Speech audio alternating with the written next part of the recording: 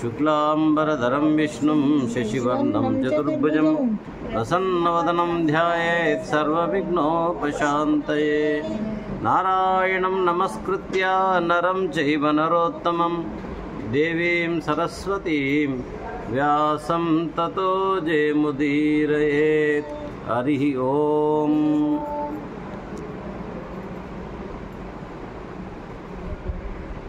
శ్రీ విఘ్నేశ్వర స్వామికి ప్రణామాలతో మన గురుదేవులకు హృదయపూర్వక ప్రణామాలు సమర్పిస్తూ శ్రీమన్నారాయణునికి నమస్కరిస్తూ వేదవ్యాస మహర్షికి శుక బ్రహ్మకు ప్రణామాలు సమర్పిస్తూ ఈ పుణ్యభూమి అయిన ఈ శుకస్థాలకు హృదయపూర్వక ప్రణామాలతో మనం శ్రీమద్ భాగవత కథామృతం అనే జ్ఞానయజ్ఞంగా వింటున్నాం. భాగవతం బాగా అవుతాం మన జీవితంలో. మనం ఏం చెడిపోయినామంటే సంసారం అనే సాగరంలో మునుగుతూ తేలుతూ ఉన్నాం. కానీ సముద్రంలో ఎప్పుడైనా మునిగిపోయేది, సంసారంలో కూడా ఎప్పటికైనా మునిగేది, కానీ తేలేది ఉండదు. కాబట్టి సంసారం అనే సముద్రంలో మునిగిపోతున్న ఈ ప్రాణుల్ని బయటికి లేపడానికి వేదవ్యాసుడు అద్భుతమైనటువంటి భాగవత కథామృతాన్ని రచించాడు. కాబట్టి భక్తులారా దీన్ని మళ్ళీ తాగండి. ముహురహు రసిక భువిభావుగా విభత భాగవతం రసమాలయం అన్నాడు. అటువంటి అద్భుతమైన భాగవతాన్ని మనం నిన్న చెప్పుకున్నాం. అశ్వత్థామ బ్రహ్మాస్త్రం వేశాడు, కడుపులో పరీక్షితున్నాడు, మరి అతన్ని కాపాడాడు శ్రీకృష్ణ భగవానుడు. ఆ తర్వాత పాండవులు భీష్ముడి దగ్గరికి వెళ్ళారు. భీష్ముడు పోతూ భగవంతుని స్మరిస్తూ పరమాత్మలో లీనమయ్యాడు. ఆ తర్వాత కృష్ణ భగవానుడు హస్తినాపురానికి వెళ్ళాడు. అక్కడ ఆయనను అనేక విధాలుగా గౌరవించారు. ఆ కృష్ణుడు వెంబడి అర్జునుడు కూడా ఉన్నాడు. ఆ శ్రీకృష్ణుడు కూడా నిర్యాణం చెందాడు. మరి ఇక్కడ ద్వారకలో అనేక అపశకునాలు చూశాడు ధర్మరాజు. ఇక బాధపడ్డాడు. అర్జునుడు వచ్చాడు, జరిగిన విషయం అంతా చెప్పాడు. కృష్ణ భగవానుడి యొక్క చరిత్ర ఏ విధంగా ముగిసిందో కూడా ఇందులో ఉంది. కాబట్టి అంతటి మహానుభావుడు కూడా మరి చరిత్రలో శరీరాన్ని వదిలేసి ఒక బోయవాన్ని బాణానికి గురై కాలి బొటన వేలుకు బాలక తీర్థాన్ని ఇప్పటికి సోమనాథులో ఉంది, అక్కడ శరీరాన్ని వదిలేసి ఆ కృష్ణ భగవానుడు పరమపదానికి వెళ్ళిపోయారు. ఆ తర్వాత కృష్ణుడు పోయిన తర్వాత ఏమైందమ్మా, అర్జునుడి దగ్గర గాంధీవం ఉంది, ఏమీ పనిచేయట్లేదు. ఆయనను వచ్చి బోయేవాళ్ళు వేటగాళ్ళు వచ్చి కొట్టారు, కృష్ణుని భార్యలను అపహరించుకుపోయారు. కృష్ణుడు పోయిన తర్వాత అదే గాంధీవము మరి అప్పుడు పనిచేయట్లేదు. అనేది యుగం మారిపోయింది. ఏ క్షణంలో కృష్ణ భగవానుడు అవతారాన్ని పరిసమాప్తి చేశాడు, ఆ క్షణం నుంచే కలియుగం వచ్చేసింది. అక్కడ బోయేవాళ్ళు అన్నారు, ఓయ్ అర్జున నీకు తెలియదు, ఇది ద్వాపరయుగం పోయింది, కలియుగం వచ్చింది, ఇప్పుడు నీ గాంధీవం పనిచేయదు అన్నారు. దొంగలు పట్టుకొని కొట్టారు ఆయనను. ఆ విధంగా చావు తప్పి కన్నులొట్టపోయి మెల్లగా అక్కడ వెళ్ళిపోయేటప్పటికి ధర్మరాజుకు జరిగిన విషయం అంతా చెప్తే ధర్మరాజు చాలా బాధపడతాడు. ఇక పరీక్షిత్ మహారాజుకు పట్టాభిషేకం చేస్తారు. వీళ్ళు మాత్రం స్వర్గారోహణ వెళ్ళిపోయారు అందరూ. ఇక పరీక్షిత్ మహారాజు చక్కగా పరిపాలన చేస్తున్నాడు. లోకంలో శ్రీరామచంద్రుడు రామరాజ్యం ఎలా ఉంటుందట విన్నారా? రామరాజ్యం పెద్దవాళ్ళ ముందు చిన్నవాళ్ళు ఎప్పుడు చచ్చేవాళ్ళు గారు. ఆకలి బాధలు లేవు, అనారోగ్యాలు లేవు, అకాల మృత్యువు లేదు, సమయానికి పాడి పంటలు. అది రామరాజ్యం. ఎక్కడ దానం తీసుకునేవాడే లేడు, ఇచ్చేవాడి సంగతి దేవుడే, తీసుకునేటోడే లేడు. రామరాజ్యం అంతటా అన్నపూర్ణనే ఉన్నది, ఎక్కడ చూసినా. ఆకలి లేదు, పెద్దవాళ్ళ ముందు చిన్నవాళ్ళు చచ్చేవాళ్ళు కాదు. ఆ విధంగా ఆ రాముని యొక్క రాజ్యం చాలా బ్రహ్మాండంగా ఎలా సాగిందో ఈ పరీక్షిత్ రాజ్యంలో కూడా అలా చక్కగా సాగుతుంది. అంతటి ధర్మ పరిపాలనా వర్తకుడు పరీక్షిత్ మహారాజు. ఆయన పుట్టినప్పటి నుంచి కూడా గర్భంలో ఉన్నప్పుడు అశ్వత్థామ బ్రహ్మాస్త్రం వేశాడు కదా, ఆ బ్రహ్మాస్త్రం నుంచి కాపాడినవాడు ఎవడా అని పరీక్ష చేస్తున్నాడు. పుట్టినప్పటి నుంచి ఏ శక్తి నన్ను కాపాడింది గర్భంలో ఉన్నప్పుడు, ఆ శక్తి ఎవరబ్బా ఏంటబ్బా అని వెతుకుతూ ఉన్నాడు. అందువల్ల ఇతను పుట్టినప్పటి నుంచే ఎన్నో పరీక్ష చేస్తున్నాడు. కాబట్టి ఈయన పేరు పరీక్షిత్ మహారాజు అనే పేరు పెట్టారు. ఆయన పేరు ఆ విధంగా. అమ్మా ఇంకో పేరు లేదు, ఆయన పేరు పరీక్షితే, అంతే. కాబట్టి ఆ మహానుభావుడు మరి రాజ్యాన్ని పరిపాలిస్తున్నాడు. అంతా బాగానే ఉంది. కొన్ని రోజులు రాజ్యం ఏలాడు. కలియుగంలో ఉన్నాడు. ఇక ఆయన ద్వాపరయుగం పోయింది. కొంతకాలం వచ్చేటప్పటికి ఎందుకో ఒకసారి వేటకని వెళ్ళాలనుకున్నాడు. రాజులు వేటాడేవాళ్ళు కాబట్టి వెళ్తున్నాడు వేటకు. వేటకు వెళ్ళే ముందు కోశాగారం ఉంటుంది కదా, తన భాండాగారంలో ఏమున్నాయో అని ఒకసారి కోశాగారం వెళ్ళి చూశాడు పరీక్షిత్ మహారాజ్. దాంట్లో తన పూర్వీకులు సంపాదించిన బంగారం వెండి ఏమైనా ఉందా అని అలా అలా వెతికి చూశాడు. ఒక అద్భుతమైన గద కనిపించింది, ఒక అద్భుతమైన కిరీటం కనిపించింది. అవి రెండు వజ్రాలతో మంచి మకుటంతో ఉన్నాయి, కిరీటము గద. ఈ రెండు అబ్బా ఎంత బాగున్నాయి, నేను ఎప్పుడు చూడలే మా పూర్వీకులే అని ఆ కిరీటం తీసుకొని నెత్తిలో పెట్టుకున్నాడు, గద తీసుకొని చేతిలో పట్టుకున్నాడు, వచ్చిండు బయటికి. జై శ్రీమన్నారాయణ. అవి రెండు ఎవరి వాట? జరాసంధుడికి సంబంధించినవి. ఈ జరాసంధుడు 27 రోజులు యుద్ధం చేసిండు దాదాపు భీమసేనుని చేత. ఎంతకు సావలే, కాళ్ళు చింపి అక్కడిక్కడేస్తే కూడా వచ్చి అతుక్కుంటున్నాయి. శ్రీకృష్ణుడి సలహా మేరకు ఇక్కడిది అక్కడ, అక్కడిది ఇక్కడ వేసే వరకు వాడు చచ్చిపోయాడు. ఇక గర్భం పెరిగిన భీముడు వీడిని జరాసంధుడు 1000 మంది స్త్రీలను పట్టుకెళ్ళి కారాగారంలో పెట్టాడు. అంతమందిని ఇడిపించాడు శ్రీకృష్ణ భగవానుడు. ఎంతోమంది రాజుల్ని కూడా చెరసాలలో పెట్టాడు, చాలామంది రాజుల్ని. వాడి పరాక్రమానికి ఎదురులేదు. అందువల్ల అందరినీ కృష్ణ భగవానుడు విడిపించిన తర్వాత ఇక వస్తూ ఉంటే ఎన్నోసార్లు కృష్ణుడిని కూడా పారగొట్టిండు వాడు. అంతటి బలశక్తి సంపన్నుడు. అర్జునుడి, కృష్ణుడు, భీముడు ముగ్గురు బ్రాహ్మణ వేషాలతో వెళ్తారు వాళ్ళ దగ్గరికి. వెళ్ళి భిక్షాందేహి అంటే, మీరు బ్రాహ్మణుల్లాగా లేరయ్యా, మీ కండలు మీ భుజబలాలు చూస్తే ఎవరు క్షత్రియుల్లాగా ఉన్నారు, మీకు ఏం కోరిక కావాలో చెప్పండి అన్నాడు. కృష్ణుడు కదా, ఆయన భగవంతుడు. నీతో యుద్ధం కావాలని దానం కోరుకుంటున్నాను. యుద్ధమే కావాలంటే వీళ్ళకి దానంగా. ఇప్పుడు చెప్పండి మీరెవరో నాకు అప్పుడే అర్థమైంది అంటే, నేను శ్రీకృష్ణుడిని అనేక సార్లు తరిమినావు కదా, నీ కాలం ఆసన్నమైంది, ఇప్పుడు తరుముదురా నన్ను. చాలాసార్లు పరిపోగొట్టింది కృష్ణుడిని. ఈయన అర్జునుడు, ఈయన భీముడు, మా ముగ్గురులో ఎవరిని ఎదుర్కొంటావు ఎదుర్కో అన్నాడు. చూడండి, కృష్ణ భగవానుడు ఆయన. కృష్ణ నిన్నైతే ఎన్నోసార్లు పరగొట్టినా, అర్జునుడైతే పిల్లవాడు, ఇదిగో భీమునితో యుద్ధం చేస్తా అని చేశారు. ఆ విధంగా శరీరం వదిలిన తర్వాత ఈ భీముడికి కోశాగారం మీద మనసు మళ్ళీ వస్తూ ఆ కిరీటం ఒకటి గద ఒకటి తీసుకొని వచ్చాడు. శ్రీకృష్ణుడు వద్దన్నాడు, జరాసంధుని అవి. కృష్ణుని ధర్మ సంస్థాపనార్థాయ సంభవామి యుగే. కృష్ణావతారంలో ఏముంటుంది? ధర్మాన్ని నిలబెట్టడానికి వచ్చిన అవతారం, కానీ ఎవడు సొమ్ము మింగడానికి వచ్చిన అవతారం కాదు ఆయనది. భీమసేన వద్దయ్యా నా మాట విను అన్నాడు. ఇంత దుర్మార్గుని అంతం చేసినా వీని గద, ఈయన కిరీటం నేను తీసుకోకపోతే ఎట్లా అని తీసుకొని వచ్చిండు. తీసుకొని వచ్చి అక్రమంగా తేవడం వల్ల అవి నెత్తిలో కలి కూర్చొని ఉన్నదట. ఈయన బుద్ధి మారిపోయింది. జై శ్రీమన్నారాయణ. వేటకని వెళ్ళాడు, అలసిపోయాడు, సైన్యం ఎక్కడెక్కడో పోయింది, ఆయన ఎక్కడెక్కడో పోయిండు. దాహం వేస్తుంది, ఒక ఆశ్రమం కనిపించింది. ఆ ఆశ్రమం పేరు శమీక మహాముని ఆశ్రమం. మరి ఆశ్రమంలో ఆ శమీక మహాముని ఏం చేస్తున్నాడు? మనమేమో ఛాయ్ తాగుదామా, టిఫిన్ తిందామా, భోంచేద్దామా, టీవీలు చూద్దామా, యూట్యూబ్లు చూద్దామని మనం ఉంటాం. ఆ మహాముని ఏం చేస్తున్నాడు? కళ్ళు మూసుకొని ధ్యానం చేస్తున్నాడు.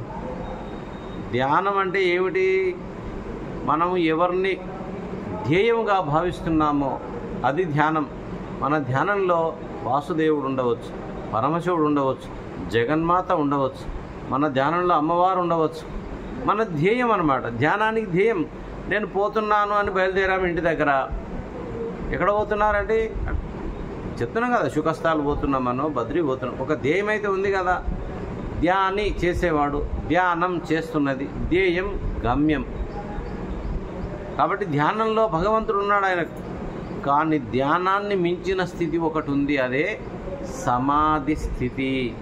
ధ్యానంలో మనం ఉంటాం, మన గురువు ఉంటాడు, మన మంత్రం ఉంటుంది, ప్రపంచమంతా మన మనసులో మెదులుతుంది, భగవంతుని చింతన ఉంటుంది. కానీ సమాధిలో ఏమీ ఉండదు. ఇక నీకు దేహ భావననే లేదు, బ్రహ్మానందం అంతే. అక్కడ దేహాభిమానం, దేహం లేదుగా. తాను చిదైక రసాత్మ స్వరూపుడు అన్నమాట. ఆది చైతన్య మాత్రోహం అఖండైక రసోస్మ్యహం సర్వత్ర పూర్ణరూపోహం పరమామృత స్వరూపోస్మ్యహం. అక్కడ బ్రహ్మానంద రసానుభూతి, పరమాత్మ చైతన్య స్వరూపాన్ని అనుభవిస్తున్నటువంటి యోగికి దేహ భావన లేదు, దేహ చింతన లేదు. ఆయన ఆత్మానంద రసానుభూతిలో ఉన్నాడు, బ్రహ్మానంద రసంలో ఉన్నాడు. అదే సమాధి. సమాధిలో శరీరం కనిపిస్తుంది, కానీ మనకు లోక భావన ఉండదు. ఈ మహర్షి లోపలికి ధ్యానంలో ఉన్నాడు. మహారాజు గారు ఆశ్రమంలోకి వచ్చాడు. ఈయన సమాధిలో ఉన్నాడు. ఆయనకు దాహం వేస్తుంది, చేతిలో బాణం ఉంది. నీళ్ళు నీళ్ళు అన్నాడు. ఆయన సమాధిలో ఉన్నాడు. ఇప్పుడు మనం ఇక్కడ ఉన్నాం, మన ఇంటి దగ్గర ఒక ముఖ్యమంత్రి, ప్రధానమంత్రి, మంత్రి, ఎమ్మెల్యేను వస్తే మనం ఏం చేస్తాం? ఏదో లేచి గౌరవిస్తామా లేదా? అంతటి చక్రవర్తి వచ్చేటప్పటికి ఆశ్రమంలో ఆయనకు తగిన గౌరవము లభించలేదు. అందుకని ఒక చక్రవర్తిని నేను ఈ ఆశ్రమంకి వస్తే నాకు ఇలా పట్టించుకోరా అని అక్కడ ఒక మృత సర్పం, చచ్చిపోయిన పాము ఉన్నదంట. ఆ పామును తీసుకొని ఈయన మెడలో వేసిండి, వెళ్ళిపోయాడు. జై శ్రీమన్నారాయణ. పరీక్షిత్ మహారాజు ఎటువంటి వాడు? ధర్మాత్ముడు, చాలా గొప్పవాడు, పుణ్యాత్ముడు, భగవద్ ధ్యాని. అంత పుణ్యాత్ముడు కూడా కాలోహి దురతిక్రమ, కాలాన్ని అతిక్రమించడం ఎవరికి సాధ్యం కాదు. ఎంత మంచోడు ఆయన. కానీ చచ్చిన సర్పం తీసుకుని ఆయన మెడలో వేసే వరకే ఆయన వెళ్ళిపోయాడు రాజుగా. వెళ్ళి ఎవరు పట్టించుకోలేకపోతే ఆ పిల్లలు ఆడుకుంటున్న పిల్లలు పరిగెత్తారు. ఆ నదిలో, గంగా నదిలో ఆ పిల్లవాడు ఏదో స్నానం చేసి అక్కడ కూర్చున్నాడు. అంతలో ఈ బాలకుల ఆశ్రమాసులు వెళ్ళి, శృంగి ఆయన పేరు, శ్రమీక మహాముని కొడుకు శృంగి, శృంగి మీ నాన్న మెడలో ఎవడో మృత సర్పం వేశాడు అనేటప్పటికీ ఆ పిల్లవాడు ఏది ఆలోచన చేయలే. ఆ నదిలో కూర్చొని ఏమంటున్నాడు? మా నాన్నగారి మెడలో మృత సర్పం వేశాడా? వాడు ఎవడైనా సరే 7 రోజుల లోపల తక్షకుడు అనే సర్పము చేత కాటుబడి మృత్యుపాలవుగాక, వాణ్ణి నా శాపము నుంచి హరిహర బ్రహ్మాదులు కూడా తప్పింపలేకుండా ఉందురుగాక అని పెట్టాడు. ఓం నమ శివాయ. జై శ్రీమన్నారాయణ. ఎటువంటి శాపం పెట్టాడు? హరిహర బ్రహ్మాదులు కూడా ఆ శాపాన్ని కట్టడం లేదు అన్నాడు. ఇక పరిగెత్తుకుంటూ వచ్చేవరకు నాన్నగారి దగ్గర మెడలో పాము ఉంది. ఆ పామును తీసి పక్కనేసాడు. నానా నానా అని ఏడుస్తూ నాన్నను లేపాడు. తండ్రి గారు మెల్లగా కళ్ళు తెరిచి చూశాడు. అక్కడ సర్పం కనిపిస్తుంది. అంత అలజడి ఉంది. ఏమైంది నాన్న, ఎందుకురా అంత ఏడుస్తున్నావు, ఏం జరిగింది అన్నాడు కొడుకుని.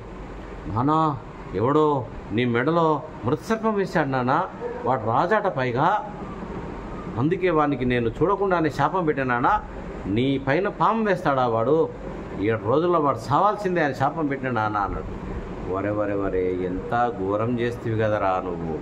బ్రాహ్మణులకు శాంతమే విలువనిస్తుంది, శాంతము గౌరవాన్నిస్తుంది, శాంతము తపస్సును పెంచుతుంది. మనం బ్రాహ్మణులం కదరా, మన దగ్గర ఎంతో శక్తి ఉంటుంది కదరా, ఆ శక్తిని నువ్వు శాపం ద్వారా నిర్వీర్యపరచుకుంటేవి కదరా, పైగా వచ్చినవాడు రాజులాగున్నాడు కదరా అని కళ్ళు మూసుకొని చూస్తే పరీక్షిత్ మహారాజు ఇంతటి చక్రవర్తి మన ఆశ్రమానికి వస్తే మనం ఆయనను గౌరవించాల్సింది.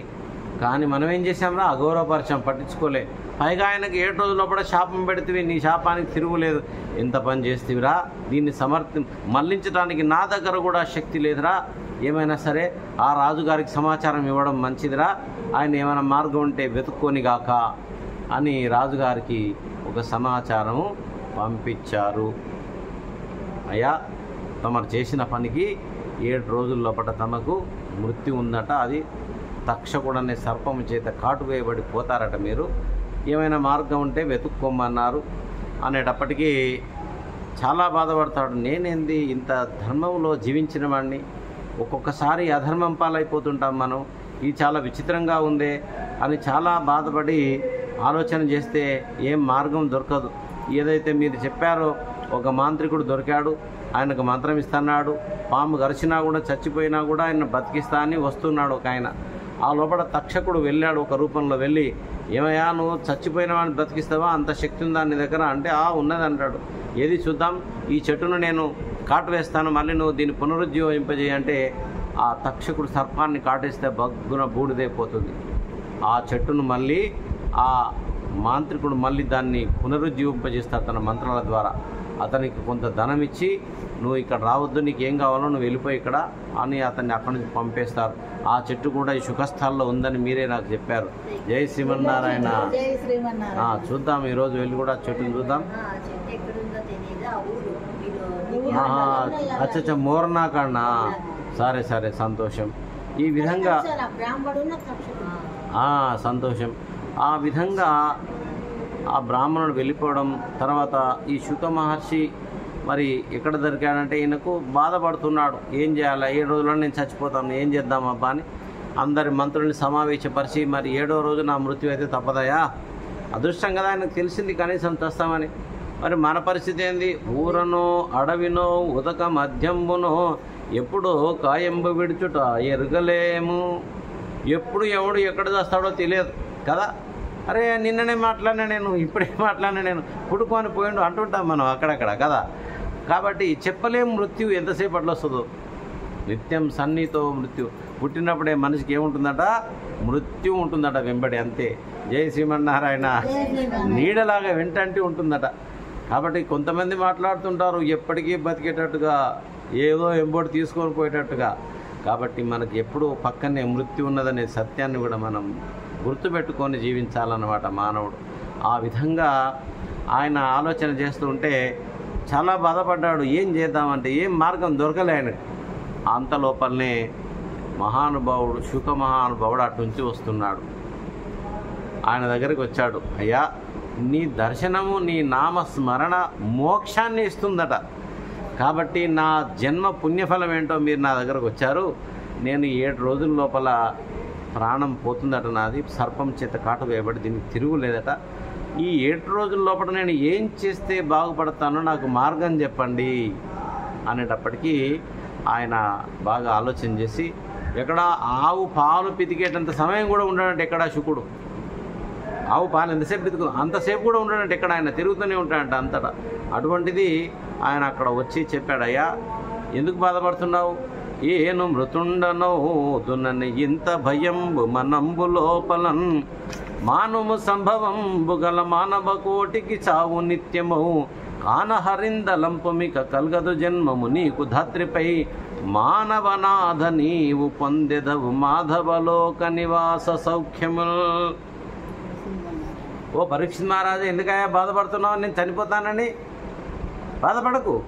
ఇంత భయంబు మనంబు లోపలను, మానము వదిలేసి చస్తానని, మానవ కోటికి చావు నిత్యము, జాతస్యై ధ్రువో మృత్యు ధ్రువం జన్మ మృతుస్య చ, తస్మాత్ పరిహార్యేర్తే నత్వం శోచితుమర్హసి. భగవద్గీత. అయ్యా, పుట్టినవాడికి చావు సత్యం. ఇది చావునెవడు తప్పించుకోలేడు. చావు తర్వాత మళ్ళీ ఒక జన్మ ఉంటుందనేది భగవద్గీత చెప్తుంది. కానీ ఇక్కడ పరీక్షిత్ ఏమంటున్నాడు? నాయనా, పుట్టినవాడు చస్తాడు. శుకుడు చెప్తున్నాడు, కాన హరిందలంపుమిక జన్మము గల్గదు నీకు ధాత్రిపై, మానవనాథ నీవు పొందెదవు మాధవలోక నివాస సౌఖ్యము. అయ్యా, పుట్టినవాడు చస్తాడు ఎట్లా, కానీ ఆ చచ్చేటప్పుడు ఏం చేయాలి? భగవన్నామ స్మరణతో జీవితాన్ని ధన్యం చేసుకోవాలి. కాబట్టి నువ్వు చేయాల్సింది ఏంది? భగవంతుని ధరించు, స్మరించు. కాబట్టి నువ్వు వైకుంఠానికి వెళ్ళిపోతావు, పరమాత్మతో లీనమవుతావు. కాబట్టి నువ్వేం బాధపడకు చచ్చిపోతానని. నీకు ఇంకా 7 రోజుల టైం ఉంది. కానీ పూర్వం కట్వాంగుడు అని ఒక రాజు ఉండేవాడు.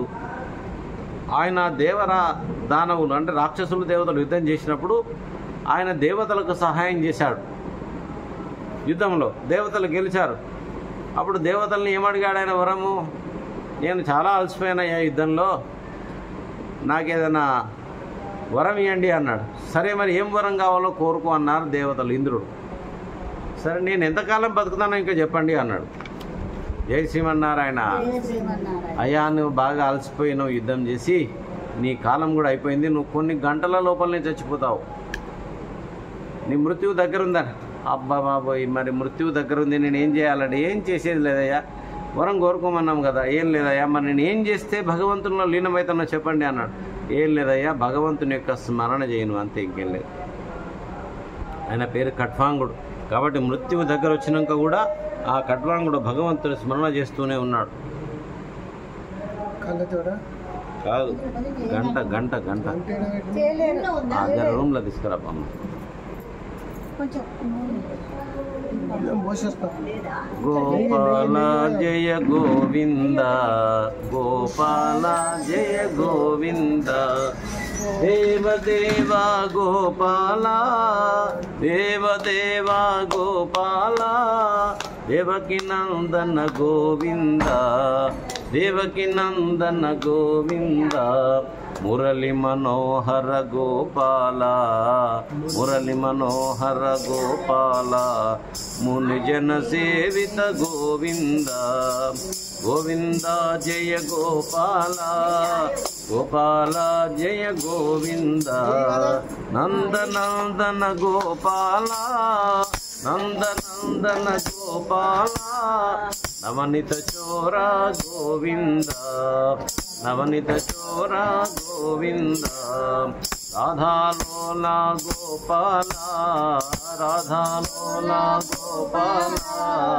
రాజీవక్ష గోవింద గోవింద జయ గోపాల గోవింద జయ గోపాల గోపాల జయ గోవింద కాళియమర్ధన గోపాల కాళియమర్ధన గోపాల కంస సంహార గోవింద కంస సంహార గోవింద గోవింద జయ గోపాల గోపాల జయ గోవింద గోపాల జయ గోవింద దేవదేవ గోపాల దేవదేవ గోపాల దేవకి నందన గోవింద దేవకి నందన గోవింద మురళి మనోహర గోపాల మురళి మనోహర గోపాల మునిజన సేవిత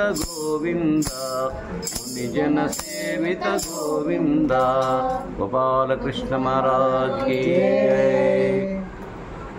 ఆ విధంగా బాధపడకయ్యా, భగవంతుని గురించి విను అంటే అయ్యా అంతలో వెళ్తాం తక్కువ అయిపోయింది. ఏం పర్వాలేదు, వస్తుంది. అయితే నువ్వేం బాధపడకయ్యా, నువ్వు భగవంతుని స్మరణ చెయ్యి. నీకు ఇంకా 7 రోజులు ఉంది. 1 గంటలో ఉన్నటువంటి వాడే భగవంతునిలో లీనమైపోయారు. కాబట్టి అంటే ఆ పని ఏదో మీరే చేయండి అయ్యా అని ఆ శుకమహానుభావుడి కాళ్ళు మొక్కేటప్పటికీ ఇక ఆయన చెప్తున్నాడు, మరి ఏది ముఖ్యం? కర్మ ముఖ్యమా, జ్ఞానం ముఖ్యమా, యోగం ముఖ్యమా, భక్తి ముఖ్యమా? భగవంతుని చేరడానికి 4 మార్గాలు ఉన్నాయట. యోగము ద్వారా భగవంతుని చేరుకోవచ్చు, కర్మ ద్వారా భగవంతుని చేరుకోవచ్చు, జ్ఞానము ద్వారా భగవంతుని చేరుకోవచ్చు, భక్తి ద్వారా భగవంతుని చేరుకోవచ్చు. అన్ని విధాలలో ఒక భక్తి మార్గమే చాలా సులువైందయ్యా అని చెప్తున్నాడు ఆ మహానుభావుడు శుకుడు. ఆ విధంగా హరిమయము విశ్వమంతయో హరి విశ్వమయుడు సంశయము పని లేదా హరిమయముగా నిద్రవ్యము పరమాణువు లేదు పరవంశ పావన వింటే. హరిమయము విశ్వమంతయో భగవంతుడి యొక్క నామాల్లో మొట్టమొదటి ఏమొస్తుంది? విశ్వస్మై నమః, విశ్వరూపాయ నమః. భగవంతుడికి 1000 నామాలు ఉన్నాయి. 1000 అంటే అనేకమైన నామాలు ఉన్నాయి. దాంట్లో 1000 మాత్రం చాలా ముఖ్యమైనవి. ఈ 1000 నామాలలో మొట్టమొదటి నామం ఏంటి? విశ్వస్మై నమః అంటే విశ్వరూపాయ నమః అంటే అర్థమైంది, విశ్వమే నీ యొక్క రూపమైనటువంటి వాడా. విశ్వం అంటే సముద్రాలు, నదులు, ఖగోళ శాస్త్రం, భూమండలము, సూర్యమండలము, చంద్రమండలము, ఆకాశము, విశ్వం మొత్తం. మరి ఎంత పెద్దగా ఉంది విశ్వం? అథవా బహునైతేనా కిం జ్ఞాతేన తవార్జున విష్టభ్యాహమిదం కృష్ణం ఏకాంశేన స్థితో జగత్. అర్జున, ఈ విశ్వమంతా నేనే ఆవరించున్నానయ్యా. కనిపించే విశ్వం నీకు ఒక భాగమేనయ్యా. ఆకాశంలోకి వెళ్ళినప్పుడు ఎంత దూరం పోయింది, ఎంత దూరం పోయినా ఆకాశం అనంతం అయిపోవట్లేదు. విశ్వం అనంతం, భగవంతుడు అనంతుడు. అనంతుడు ఎవరంటే పరమాత్ముడు అనంతుడు. అంతటా వ్యాపించిన భగవంతుడు. మరి విశ్వమయము జగమంతయు కూడా. హరి విశ్వమయుండు సంశయము పని లేదు. అందులో అనుమానం పెట్టుకోవద్దు. మనం విశ్వంలో ఉన్నామా, వేరుగా ఉన్నామా? విశ్వంలోనే ఉన్నాం. విశ్వమంతా పరమాత్మ అయినప్పుడు మనం ఎవరమవుతాం? ఆయన యొక్క అంశలమే అవుతాం. ఈ విషయం భగవద్గీతలో ఉంది. మమేవాంశో జీవలోకే జీవభూత సనాతన. తినడానికి దేవుడు మనకి 2 చెవులు ఇచ్చాడు, 1 నోరు ఇచ్చాడు. తినడానికి నోరు ఇచ్చాడు ఒకటి, వినడానికి 2 చెవులు ఇచ్చాడు. మనం ఏం చేస్తున్నాం? 3 పూటలు తింటున్నాం, కనీసం 2 పూటలు ఛాయ్ కాఫీలు, మధ్యాహ్న టిఫిన్లు అవి పక్కన పెట్టేద్దాం. ఒక్క నోరు ఇస్తే దీనికి 5 పూటల పని చెప్తున్నా నేనైతే. 2 చెవులు ఇస్తే మనం ఎంత వినాలి భగవంతుని గురించి? భక్తిలో మొట్టమొదటి భక్తి ఏంది? శ్రవణం, వినాలే. రెండవది కీర్తనం, మూడవది స్మరణం, నాలుగవది పాదసేవనం, అర్చనం, వందనం, దాస్యం, సఖ్యం, ఆత్మనివేదనం. 9 రకాల భక్తుల్లో మొట్టమొదటి భక్తి ఏందమ్మా? వినాలే. నువ్వేం చేస్తున్నావు ఇప్పుడు? వింటున్నావు అంతే. వినుకుంటా కూర్చోవయ్యా అన్నాడు ఆయన. అంతే, తినుకుంటా కూర్చోమనిలే, నువ్వు వినుకుంటా కూర్చో అన్నాడు. అన్ని భ్రమలన్నీ వదిలేసాడు, చక్కగా భగవంతుని గురించి వింటూ ఉన్నాడు ఆయన. కలలోన జీవుండు కౌతూహలంబున వెక్కుదేహంబుల వేరువడసి ఇంద్రియంబుల వెంట ఎల్ల వృత్తంబులు వీక్షించి మరి తన్ను నెరకు కరణి అఖిలాంతరాత్మకుడు పరమేశ్వరుండు అఖిల జీవుల హృదయముల నుండి బుద్ధి వృత్తులనెల్ల బుధయే వీక్షించు బద్ధుండుగాడు ప్రాభవం వలన. ఈ విధంగా ప్రజ్ఞావంతుడై బుద్ధి వ్యాపారాన్ని పరిశీలిస్తుంటాడు. పరమాత్మ లోపల ఉండి అన్ని వీక్షిస్తుంటాడట. తానే అన్నిటికీ ప్రభువు కాబట్టి దీనికి భగవంతుడు బద్ధుడు కాడు. తాను సత్యస్వరూపుడు, ఆనందంతో నిండిన విజ్ఞానమూర్తి. ఆయన సేవ వల్లే మోక్షము సిద్ధిస్తుంది. ఇతరులను కొలిస్తే మోక్షము లభించదు, ఈ సంసార బంధము వదలదు. కాబట్టి ఇక బ్రహ్మదేవుడంతటి వాడు కూడా శ్రీమన్నారాయణని స్మరించి ఈ సృష్టిని తయారు చేసినట.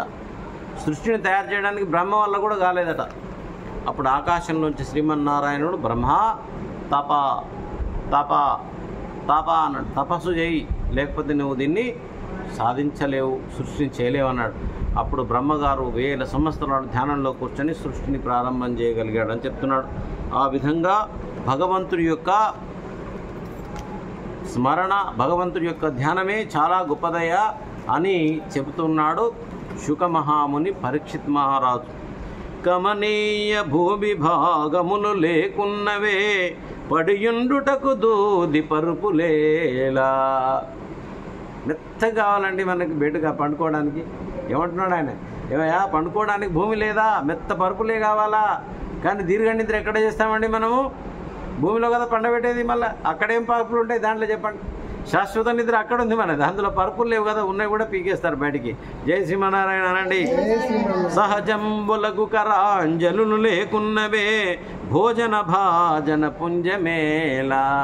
ఏమయ్యా కడుపు నింపుకోవడానికి దోశల్లో తింటే సరిపోదా? ఆకలి పోదా? బంగారు పాత్రలు, వెండి పాత్రలు కావాలా నీకు తినడానికి అంటున్నాడు ఇక్కడ ఆయన. వల్కలాజిన కుషావలు లేకున్నవే కటదుకూల సంఘంబులేలా. పట్టు వస్త్రాలే కావాలా నీకు? ఏమి నార చీరలు, నార వస్త్రాలతో జీవించలేవా నువ్వు? కొన్ని వసింప గుహలు లేకున్నవే ప్రాసాది సౌదాది పటలమేలా.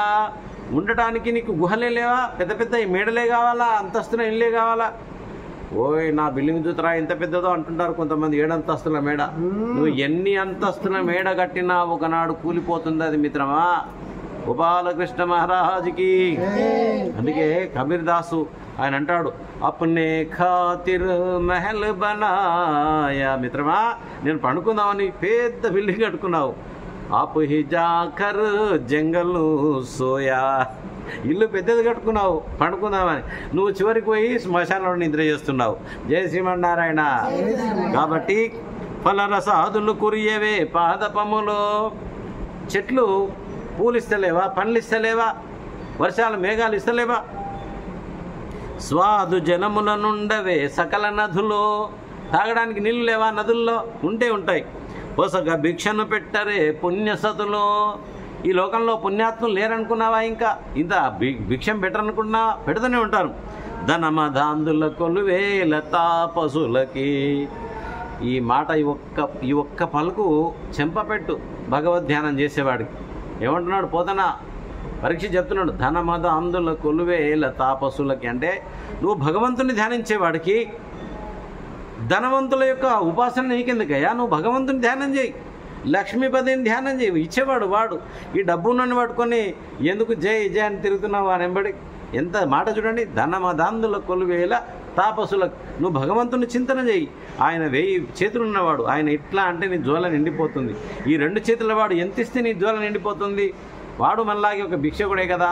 అందుకనే ధనమత అందుల కొలువేల తాపసులకి, గోపాలకృష్ణ మహారాజుకి.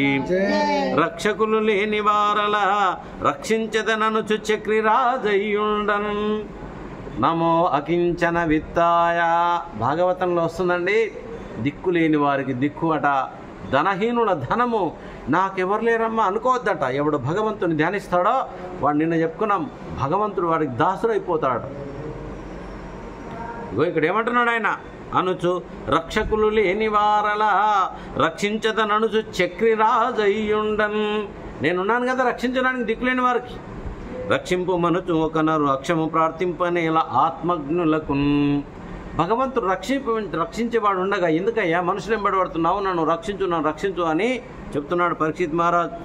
హరి చింతింపక మత్తుడై విషయ చింతాయత్తుడై చిక్కి వాసరము ద్రోసడివాడు కింకర గదా సంతాడితో రస్కుడై ధరణీశోత్తమ దండ భృన్నివసన ద్వారోపకంఠోగ్ర వైతరణి వహినిషికా పరంపరలచే దగ్ధుండుగా కుండునే.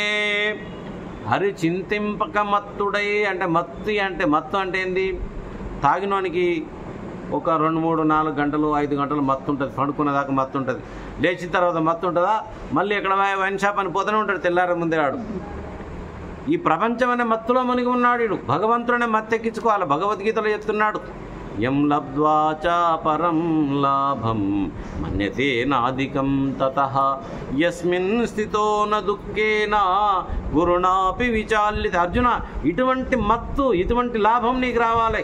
ఏ లాభం వచ్చిన తర్వాత ఈ ప్రపంచంలో ఉండే లాభం నీకు ఏది కూడా ఆనందాన్ని ఇవ్వలేవో, సుఖాన్ని ఇవ్వలేవో. అది భగవత్ లాభం, అది ఆత్మలాభం, అది భగవంతుని యొక్క దర్శన లాభం. అది పొందితే ఈ లోకంలో ఉండే ఏ లాభం కూడా నీకు ఏమీ చేయలేవయ్యా. కాబట్టి ఈ లోకంలో ఉండే దానికోసం ఏదో ఆలోచన చేస్తూ ఉంటే ఏమవుతుంది? కింకర గద, కింకరు అంటే యమదూతల యొక్క గదల దెబ్బలకు బాధపడి, వైతరణి నది అంటే వైతరణి ఎట్లుంటుందట విన్నారా ఎప్పుడైనా? చీము, రక్తము, నెత్తురు, జలగలు, ప్రాణులు, పాములు, తేళ్ళు, దాన్ని వాసన చూస్తే భయపడిపోతారు. మీరు భయపడొద్దు. భాగవతం వినేవాళ్ళు ఎవరు కానీ దూరంగా వినేవాళ్ళు కూడా ఈ వైతరణి నది దాటడానికి వీళ్ళే, వాళ్ళే దాటిస్తారట. ఒక పెద్ద నది, చీము, రక్తము, జలగలు, వాసన, ముక్కు పనిచేయడానికి కూడా ముక్కు పుటాలు అదిరిపోతాయట. అక్కడ అడుగుతారు, ఈ నది దాటాలంటే 3 దానాలు చేసి ఉండాలి, నువ్వు చేసినవా అంట. 1 గోదానం, 2 భూదానం, 4వది బంగారు దానం. ఈ 3 దానాలు చేసినవా? అమ్మ బాబాయ్ 1,00,000 రూపాయలకు తులం బంగారం చేయలేకపోయా, భూమి 1,00,000 రూపాయల గజం చేయలేకపోయినా, గోదానం 50,000, గడ్డి 50,000, 1,00,000 రూపాయలు గోదానం అవుతుంది. మరి ఎట్లా దాటుదామనుకుని వచ్చినావు బిడ్డ? ఈ నది ఎవరైనా చెప్తుంటే వినలేదా? ఇక్కడ ఒక భయంకరమైన నది ఉంటుంది, దీన్ని దాటాలంటే సరేరా వీటికి డబ్బులు అయినాయి. భగవద్ ధ్యానం అన్న ఉందా నీ దగ్గర? రామరామ అనడానికి నిన్న డబ్బులు అడిగిండా? శివ అనడానికి నిన్న డబ్బులు అడిగిండా? పరమదయానిదే పతిత పవన నామ హరేయటంచు సుస్థిర మతులై సదా భజన చేయు మహాత్ముల పాదధూలి నా శిరమున దాల్తు మీరటకు చేరకుడంచు యముండు కింకరోత్కరముల కానబెట్టునట దశరథి కరుణాపయోనిధి. ఎవడది పొద్దున లేచి రామా, రామచంద్ర, అచ్యుత, జనార్దన, ముకుంద, శ్రీమన్నారాయణ అని పలికిన వాడెవడు? వాడి కాళ్ళకుండే దుమ్ము తీసుకొని నా శిరమున దాల్తూ. ఎవడు చెప్తున్నాడు? యమధర్మరాజు. ఎవరికి? కింకరులు అంటే దూతలకు చెప్తున్నాడు. ఎవడు భగవన్నామ స్మరణ చేస్తున్నాడో వాని కాళ్ళకుండే దుమ్ము తీసుకొని నేను నెత్తిలో పెట్టుకొని పూజ చేస్తారా బాబు? మీరు మాత్రం వాళ్ళ దగ్గరికి వెళ్ళకండి. పరమదయానిధి పతిత పావన నామరే. కంచర్ల గోపన్న పద్యం అండి ఇది. భద్రాచల రామదాసు రాసినటువంటి పద్యాలు. కాబట్టి అక్కడ వైతరణి దాటేటప్పుడు ఏంటి? ఏది లేకున్నా పర్వాలేదు, బంగారము, గోవులు, భూమి దానం చేయకున్నా భగవత్ స్మరణ ఉందా నీ దగ్గర? చూసారా? తింటివి పంటివి, తింటివి పంతులు, ఆ జంతువులలాగా ఎట్లా దాడతామండి వైతరణి నది దాటాలంటే? కాబట్టి మొత్తుదురు గదల మంటలకెత్తుదురు అడ్డంబు దేహమింతింతలుగా నొత్తుదురు అసి పుత్రికలను హత్తుదురు కృతంతబట్లు హరి విరహితులను. గదల తీసుకొని గుద్దుతా ఉంటే వామ్మో ఓ నాయనో అంటే అక్కడ ఎవడు దిక్కు నీకు? యమధర్మరాజు యమదూతలు కొడతా ఉంటే మంటలకెత్తుదురు బగబగమండి మంటల్లో ఇసిరి కొడతారట. స్వామీజీ నేను చచ్చిపోయినాక ఇక్కడ భూమిలో పెట్టి కాల్ చేస్తే మా దేహం బొగ్గు బోర్డు అయిపోయాయి, అక్కడెక్కడ దొరుకుతామేమో వీడికి అనుకోవద్దు. 3 శరీరాలు ఉంటాయి, స్థూలము, సూక్ష్మము, కారణము. స్థూల దేహం ఇక్కడ కాల్ చేస్తాము, పొడి చేస్తాము, కానీ సూక్ష్మ శరీరాన్ని పట్టుకొని పోతారు వాళ్ళు. జై శ్రీమన్నారాయణ అనండి. చాలా తెలివి ఉంటుంది మన దగ్గర. ఇక్కడే భూమిలో పెడితే నా శరీరం పెడితే దొరుకుతుంది అనుకోవద్దు. అక్కడ దెబ్బలు పడుతుంటే ఏమంటున్నాడు ఇక్కడ? దేహం ఇంతింతలుగా ముక్కలు ముక్కలుగా కట్ చేస్తారట. ఒకడొక్కడు తనొక్కడే తింటాడండి, ఒక్కడిని కూడా ఇంత పెట్టడాన్ని సంపాదించింది అట్లా.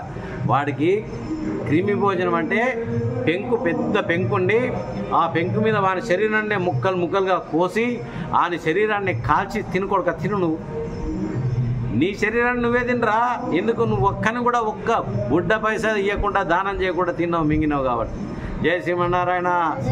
అమ్మో యమలోక వార్తలుంటే భయం అవుతుంది. భాగవతం వినేవారు ఎక్కడ విన్నా సరే, ఇంట్లో కూర్చొని విన్నా సరే, వాళ్ళకి యమలోకాలు ఉండవు, వైతరణి ఉండదు. చాలా బ్రహ్మాండంగా తీసుకొని పోతారు భాగవతం వినేవాళ్ళని యమదూతలు. జై శ్రీమన్నారాయణ అనండి. ఈ విధంగా ఆ భగవంతుడి ధ్యానం చేసేవారికి ఏం చింతయ్యా? ఆసన్న మరణార్థి అయిన యతీషుండు కాలదేశములను కాచికొనడు. మరణం దగ్గర వచ్చిన తర్వాత నేను ఏ ఊర్లో ఉన్నా, నా చుట్టుపక్కల ఎట్లా ఉంది, నా బంధువులు ఉన్నా, ఇవా చూసుకోవాల్సింది. భగవత్ చింతన ముఖ్యం అంటున్నాడు. ఎక్కడ కూర్చున్నా సరే ప్రాణం పోతుందిరా నాయన అంటే వీడికెవడో ఏదో వెతుకుతున్నాడట. వీడు ఒకడు దగ్గర ప్రాణం పోయే సమయం వచ్చింది, యమదూతలు వచ్చారు. 100 కోట్లు సంపాదించిందంట వాడు. చూడండి ఎంత, 100 కోట్లు సంపాదించు. ఏ 100 కోట్లు ఉన్నాయి చాలవా నాకు? ఇక తిందామనుకొని కూర్చున్నాడు ఆ రోజు నుంచి. ఇక పని చేయొద్దు, తిందామనుకొని కూర్చున్నాడు. ఆ రాత్రే యమదూతలు వచ్చారు. నడువు కాక అంటున్నారు. ఏందయ్యా, నేను నిన్నటి వరకు పనిచేసా, ఈ రోజు నుంచే కూర్చొని తిందామనుకుంటే నన్ను పట్టుకుపోదామని వచ్చినంటే, ఈ లోకంలో ఒకడు సంపాదిస్తే ఇంకొకటి తింటాడు.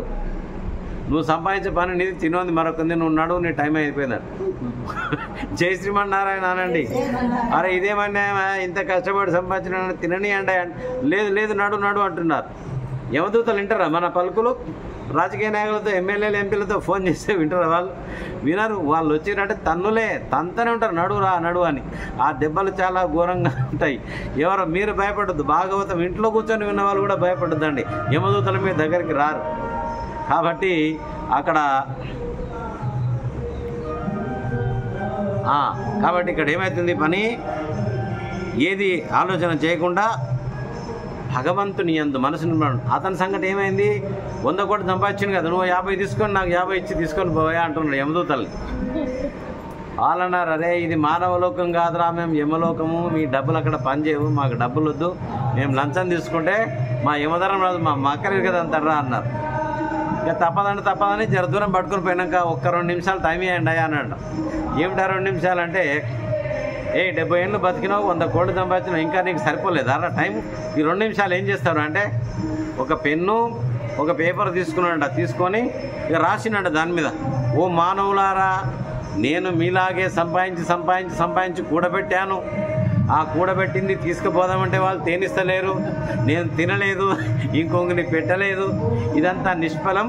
మీరు ధనార్జనే ముఖ్యం కాదు, దారిభత్యం సంపాదించుకోండి. దాన ధర్మం చేత మంచి పనులు చేసి యమలోక మార్గాన్ని సుగమం చేసుకోండి. నాలాగా మీరు కూడా టైం వేస్ట్ చేసుకోకండి అని 2 లైన్లు రాసి వెళ్ళిపోయినట. జై శ్రీమన్నారాయణ. కాబట్టి ఇక్కడ చెప్తున్నాడు, అయ్యా మనకు భగవద్గీతలో 8వ అధ్యాయంలో 6వ అధ్యాయంలో ఏ విధంగా ధ్యానం చెప్పారో ఈ దీంట్లో కూడా ప్రాణం పోయేటప్పుడు ఏం చేయాలో చెప్పాడు. చక్కగా కూర్చొని మనసు భూమధ్యంలో పెట్టుకోమన్నాడు. కరచరాదులు అంటే 2 జ్ఞానముద్రలో పెట్టుకోమంటున్నాడు. సుఖాసనం వేసుకో, పద్మాసనం వేసుకో, సిద్ధాసనం వేసుకో. నీ యొక్క దివ్యశక్తిని జాగృతి చేయి. మూలాధారం నుంచి ఇక్కడ సహస్రారం వరకు అంతర్ముఖమైపో. ఆ విధంగా నీలో ఉండే దివ్యశక్తిని ధ్యానం చేసుకో, సహస్రారంలో లీనమైపో. ఇదే ధ్యానం అని దాని యొక్క సిద్ధులన్నీ కూడా చెప్పారు. ఆ తర్వాత శ్రీరామ జయ రామ జయ జయ రామ, శ్రీరామ జయ రామ జయ జయ రామ, పరమ భాగవతులు పాటించు పదమిది, ఈ పదమున యోగియో ఏగనేని, మగుడి రాడు వాడు మరి సంశయము లేదు, కల్పశతములైన కౌరవేంద్ర. ఎవడైతే ఈ విధంగా ధ్యానంలో కూర్చొని భూమధ్యంలో దృష్టిని నిలిపేసి సహస్రారంలోకి మన దృష్టిని ఏకాగ్రతం చేసుకొని చక్కగా సమంకాయ శిరోగ్రీమం ధారయన్ అచలం స్థిర సంప్రేక్ష నాసికాగ్రం స్వం దిశశ్చ అనవలోకయని భగవద్గీతలో ఏదుందో ధ్యానంలో భాగవతంలో అదే రచించాడు మహానుభావుడు వేదవ్యాసుడు. కాబట్టి చక్కగా కూర్చో, కరచరణాదులు జ్ఞానముద్రలో పెట్టుకొని దృష్టిని భూమధ్యంలో పెట్టుకొని ఓం అని ఏకాగ్రమైన ఓంకారం చేత నీ సహస్రారంలోకి మెల్లగా ధ్యానం చేర్చుకోయా, జీవన్ ముక్తిని పొందుతావు అని చెప్పడం జరిగింది. ఆ విధంగా ధ్యానం లక్షణాలని దీంట్లో కూడా చెప్పిన తర్వాత ఇక భక్తి మార్గం చెప్తున్నాడు. ఎంతసేపు ధ్యానం చేయాలి అనేది ఒక సంశయం. మనం భోజనం ఎంతసేపు చేస్తాము? 24 గంటలు మనం ఈ శరీరం నిలబడడానికి 10 నిమిషాలు తింటాం, 5 నిమిషాలు తింటాం, మధ్యాహ్నం తింటాం, రాత్రి తింటాం, ఉదయం తింటాం, 3 పూటలు తింటాం. 3 పూటలు తిన్నవాడు రోగి, 2 పూటలు తింటే భోగి, 1 పూట తింటే యోగి. జయ శ్రీమన్నారాయణ. ఎంత ఎక్కువ తింటే అంత దబన అయిపోతాం మనం. ఎన్ని మందు గోళీలు మింగితే అంత తొందరగా అయిపోతాం మనం. జయ శ్రీమన్నారాయణ. కాబట్టి చేయగలిగింది ఏం లేదు. ఈ ఫిజికల్ శరీరం దీన్ని నిలబడుకోవడానికి ఏవో మందులో మింగక తప్పడం లేదు మనకు. ఆ విధంగా అఖిల భూతంబుల ఆత్మరూపంబున ఈశుండు హరియుండు ఎల్ల పొద్దు. ఇటువంటి పద్యాలు అమృత గుళికలమ్మా.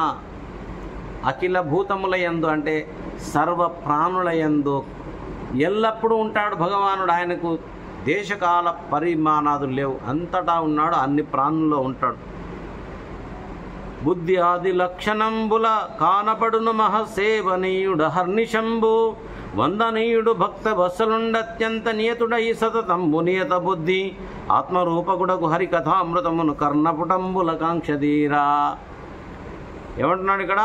హరికథామృతమును కర్ణపుటంబుల కాంక్షధీర. హరికథామృతం. ఇగో మీరు వింటున్నారు భగవంతుని కథలు. ఆ విధంగా చెవులారా భగవంతుని యొక్క కథలు వినాలయ్యా. కొంతసేపు ధ్యానం, కొంతసేపు పూజ, కొంతసేపు జపం, కొంతసేపు సంకీర్తన, కొంతసేపు భగవంతుని యొక్క కథాశ్రవణం చేయమంటున్నాడు. ఆ విధంగా గ్రోలు చుండెడు ధన్యులు కుటిల బహుళ విషయ మలినాకృతాంగములు వేగ విడిచి విష్ణుదేవుని చరణారవిందయుగము కడకు జనుదురు సిద్ధంబు కౌరవేంద్ర. కాబట్టి అయ్యా నువ్వు తప్పకుండా భగవంతుని గురించి కథలు విను అనేటప్పటికీ ఇక సరే మంచిది స్వామి మీరే చెప్పండి అన్నాడు. ఆయన చెప్తున్నాడు. వసుదేవ శ్లోక వార్తలాలించుచు కాలమే పుణ్యుండు గడుపుచుండు. ఏ పుణ్యాత్ములు భగవంతుడికి సంబంధించిన శ్లోకాలు ఆయన కథలు వింటూ కాలాన్ని వెళ్ళబుచ్చుతారో అతని ఆయువు దక్క అన్యుల ఆయువు ఉదయాస్తమయముల ఉగ్రకరుడు. యమధర్మరాజు ఎవడు భగవంతుని కథాశ్రవణం చేస్తారో వాళ్ళ ఆయుష్ను పట్టుకోవడానికి భయపడతారట. ఇతరుల ఆయుష్ను మాత్రం తక్కువని తొందరగా తీసుకొని పోతాడట, వంచుకొని పోతాడట. వాడది ఎరుగక జీవింతు పెక్కేండ్లు సిద్ధమనుచు. చాలామంది ఏమనుకుంటారు? మేము ఏళ్ళు బతుకుతామంటారు అనుకుంటారు చాలామంది. జీవింతు పెక్కేళ్ళు మేము ఎంతకాలమో బతుకుతాం అనుకుంటుంటారు. కానీ మృత్యువు ఎప్పుడు ఎవరికి వస్తుందో తెలియదు. అంగనాపుత్ర గేహోరామమిత్తాది సంసార హేతుక సంగ సుఖము. ఈ సంసారంలోనే ఏదో సుఖం ఉందనుకొని శునకం ఏం చేస్తుందమ్మా? ఒక బొక్కను నవ్వులుతూ ఉంటుంది. బొక్కలో ఉండే సారం అంతా అయిపోయిన తర్వాత దాని పండ్లలోంచి రక్తం ఉంచి ఆ బొక్కకు అనుకుంటుంది. ఈ తలకాయలేని కుక్క అనుకుంటుంది, అబ్బా ఎంత బాగుంది కుక్క ఈ బొక్క అనుకుంటుంది. కానీ బొక్కలో ఏం లేదు, దీని పండ్లలోంచి రసం వెళ్తుందట. ఈ సంసారంలో ఏమీ సుఖము లేదు అనే విషయాన్ని తెలుసుకోలేనటువంటి మానవులు దాంట్లో మునియానం తేలానం అంటూ ఉన్నారట మానవులు. కాబట్టి అలరు జంపములతో అభ్రంకశంబులై బతుకవే వనముల పాదపములు. అరణ్యాల్లో చెట్లు బతుకుతలేవా? ఏం చేస్తున్నాయి? చెట్లు బతుకుతున్నాయా లేదా? బతుకుతూనే ఉండి. కాదన మోహన కాంక్షల పశువులు జీవింపవే గ్రామ సీమలందు. పశువులు బతుకుతలేవా? ఊర్లలో గాడిదలు బతుకుతలేవా? కుక్కలు బతుకుతలేవా? పందులు బతుకుతలేవా? వాటికి ఏమైనా ఉందా చెప్పండి? కుక్కలకి బతుకుతున్నాయి కదా, వాటికి ఏమైనా ఉందా? బ్యాంక్ బ్యాలెన్స్ ఉందా? మరి భగవన్నామస్మరణ ఉందా? ఏమి లేదు. ఆ జంతువులకు ఈ మనిషి భగవంతుని గురించి స్మరించకుండా జీవించే వాడికి ఆ కుక్కలకు గాడిదలకు తేడా లేదు అంటున్నాడు మహానుభావుడు, శుక మహానుభావుడు. నియతిమై ఉచ్ఛ్వాస నిశ్వాస పవనము ప్రాప్తింపవే చర్మ భస్త్రికలను. చర్మ భస్త్రిక అంటే ఇనుమును వేడి చేయడానికి కొలిమితిత్తి ఇట్లా ఇట్లా ఊతుంటారు అక్కడక్కడ. ఆ కొలిమితిత్తి కూడా గాలి తీసుకుంటుంది, వదులుతుంది. ఈ మనిషి కూడా గాలి తీసుకుంటున్నాడు, వదులుతున్నాడు. భగవంతుని చింతన లేకపోతే ఆ కొలిమితిత్తికి ఈ మనిషికి ఏం తేడానయ్యా? అది కొలిమితిత్తి, నువ్వు మనిషివి గాలి తీసుకుంటున్నావు, వదులుతున్నావు అంతే. కాబట్టి గ్రామ సూకర శునక శ్రేణులింటింట తిరుగవే దుర్యోగ దీన వృత్తి. సూకరాలంటే పందులు, ఏమా శునకాలంటే కుక్కలు. తిరుగుతలేవా? పందులు, కుక్కలు, గాడిదలు ఊర్లాడు తిరుగుతలేవా? ఏం సాధిస్తున్నాయి? ఏమన్నా పనిందా వాటికి? ఈ మనిషి కూడా భగవంతుని చింతన లేకుండా జీవిస్తే ఆ జంతువులకు వీడికి ఏం తేడా లేదు అంటున్నాడు. ఉష్ట్ర కరములు మోయవే ఉర్భరములో. ఉష్ట్ర అంటే ఒంటే, కరములు అంటే గాడిద. మోస్తలేవా ఉర్భరములు?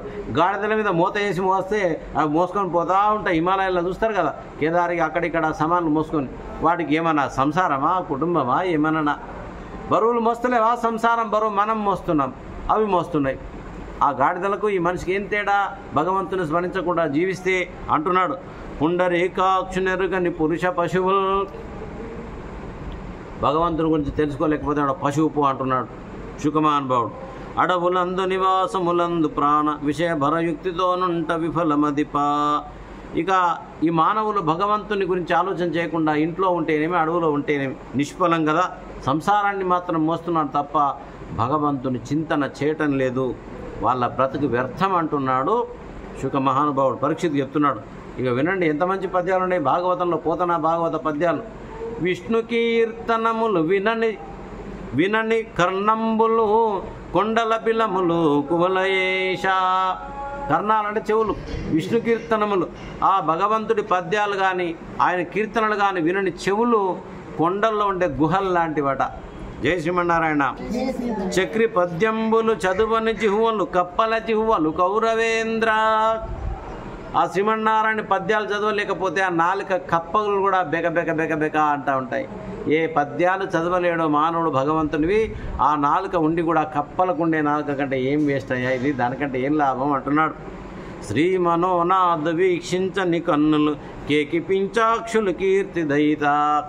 నెమలికలో కూడా కన్నుంటుంది, ఈ మనిషికి కూడా కన్నులున్నాయి. భగవంతుని దర్శించలేని కన్నులు ఆ నెమలికలకి కన్నులకి ఏం తేడానయ్యా అంటున్నాడు. కమలాక్షు పూజకు కాని హస్తంబులు శవము హస్తంబులు సత్యవచన. కమలాక్షుడు అంటే శ్రీమన్నారాయణుడు. ఈ చేతులతో ఆయనకు ఒక పువ్వు కానీ, ఒక పండు కానీ, ఒక ఆకు కానీ, ఒక నీళ్లు కానీ ఇవ్వలేకపోతే ఈ చేతులు ఏంటివాట? శవము హస్తంబులు. శవాలకు కూడా చేతులు ఉన్నాయి. ఏమున్నాయండి శవానికి చేతులు ఉంటే ఏం లాభం? సచ్చిండు కదాడు, మన చేతులు ఉంటే ఏం లాభం? ఇగో బ్రతికి ఉన్నాడు, వీనికి చేతులుండి కూడా గంతేనట. ఎందుకు? ఆ చచ్చినోడి చేతులు ఎందుకు పనికిరావు? ఎట్లనో ఈ బతికినోడి చేతులు కూడా వ్యర్థం. భగవంతుడికి ఒక పుష్పం పెట్టలేమా ఇంట్లో? తినాలే, పండుకోవాలి, టీవీలు చూడాలి, యూట్యూబ్లు చూడాలి. అరే పొద్దున్న లేచి మన ఇంట్లో ఉన్న దేవుడి మీద కొంచెం నీళ్లు పోయండి, ఒక్క తులసీ దళం పెట్టండి, ఇంత చక్కెర ఇంత బెల్లమ పెట్టండి, 2 నిమిషాలు ధ్యానం చేసుకోండి. క్షేత్రాలు తిరగాలంటే సామాన్యం కాదు, మన ఇల్లే దేవాలయంగా మార్చుకోవచ్చు. కాబట్టి ఏమంటున్నాడు? ఎట్లా ఉండాలమ్మా భక్తి? చిరుతర భక్తిని ఒక్క తులసీదళం అర్పణ చేయువాడు. ఒక్క తులసీదళం పెట్టండి అయ్యా చాలు మీరు దేవుడికి. ఆకుచేలుని చేతి అటుకులు భక్షించి హెచ్చైన సంపదలిచ్చినావు. కొన్ని అటుకులు పెట్టండి అయ్యా దేవుడికి, శ్రీమన్నారాయణుడికి. కొబ్బరికాయలు కోట్లు లక్షలు అన్ని పెట్టి ఖర్చు పెడితే ఏం వచ్చేది లేదు. భగవంతుడు అల్ప సంతోషి, నీ మనస్సును చూస్తాడు. ఏమీ లేకపోతే నీ మనస్సు నాకు ఏమయ్య అన్నాడు భగవద్గీతలో. మయేవ మన ఆదస్వ మయి బుద్ధిం నివే. నీ మనస్సు నాకు ఏమయ్యా బాబు, నీ బుద్ధిని నాలో ప్రవేశపెట్టు. నీ గురించి నేను చూసుకుంటా. నీ గురించి ఎక్కడ అండి? పొద్దున్న లేస్తే మనకి ఎన్ని పనులో భగవంతుని చింతన లేకుండా కాలం గడిపితే వ్యర్థమైపోతుంది. మన ఇల్లే దేవాలయం, మన శరీరమే దేవాలయం. మన ఇంట్లో పొద్దున్న లేచి కొంచెం గుళ్ళోకి వెళ్ళి అలవాటు చేసుకోవాలి. ఇంట్లో చిన్న రూమ్ కట్టుకుంటాం, ఆ రూమ్లో ఏం చేస్తాం, దేవుని గుళ్ళో ఎవరో ఒక్కరే పోయి పూజ చేస్తుంటారు అందులో. కానీ మన ఇంట్లో ప్రతి వాళ్ళు, చిన్నవాళ్ళు పెద్దవాళ్ళు, మన ఇంట్లో దేవుడికి నమస్కారం పెట్టుకోవాలండి. వచ్చి మన దేవుడే కదా ఈయనేం చేస్తాడు అనుకోవద్దు. దేవుడు దేవుడే, అంతటా దేవుడే. మన ఇంట్లో దేవుడు కూడా చాలా శక్తి సంపన్నుడే. ఏం కావాలండి, కొంచెం గ్లాసులో నీళ్లు పెట్టండి. మన ఇంట్లో దేవుడు ఒక తులసి దళం పెట్టండి, ఒక పువ్వు ఇవ్వండి, చాలు. ఇక్కడ మనం ఏం పెట్టామమ్మా, అగో శ్రీమన్నారాయణ దగ్గర గ్లాసులో నీళ్లు పెట్టాలి. పత్రం, పుష్పం, ఫలం, తోయం. ఫలం, జలం చాలా ముఖ్యమైనది దేవుడికి. ఒక్క చుక్క నీళ్లు పోస్తే చాలు, దేవుడి పైన సంతోషపడతాడు. ఆయన ముందర నీళ్ళు ఇస్తే చాలండి ఆయనకు. ఆ విధంగా చెప్తున్నాడు. హరి పద తులసి దళమోదరతి లేని ముక్కు పంది ముక్కుముని చరిత్ర.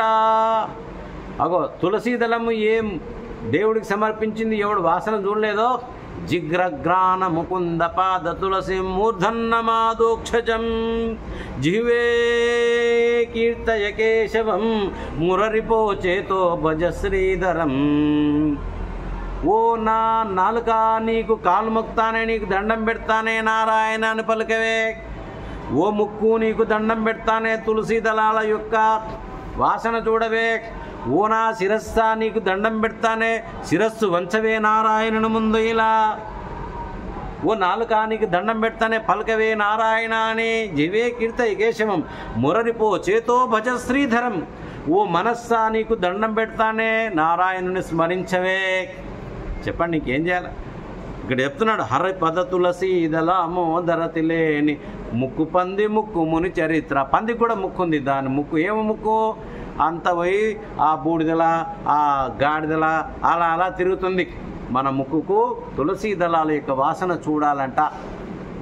గరుడ గమను భజన గతి లేని పదములు పాదపముల పాదపటల మనగా. గరుడ గమను భజన గతి లేని పదములు.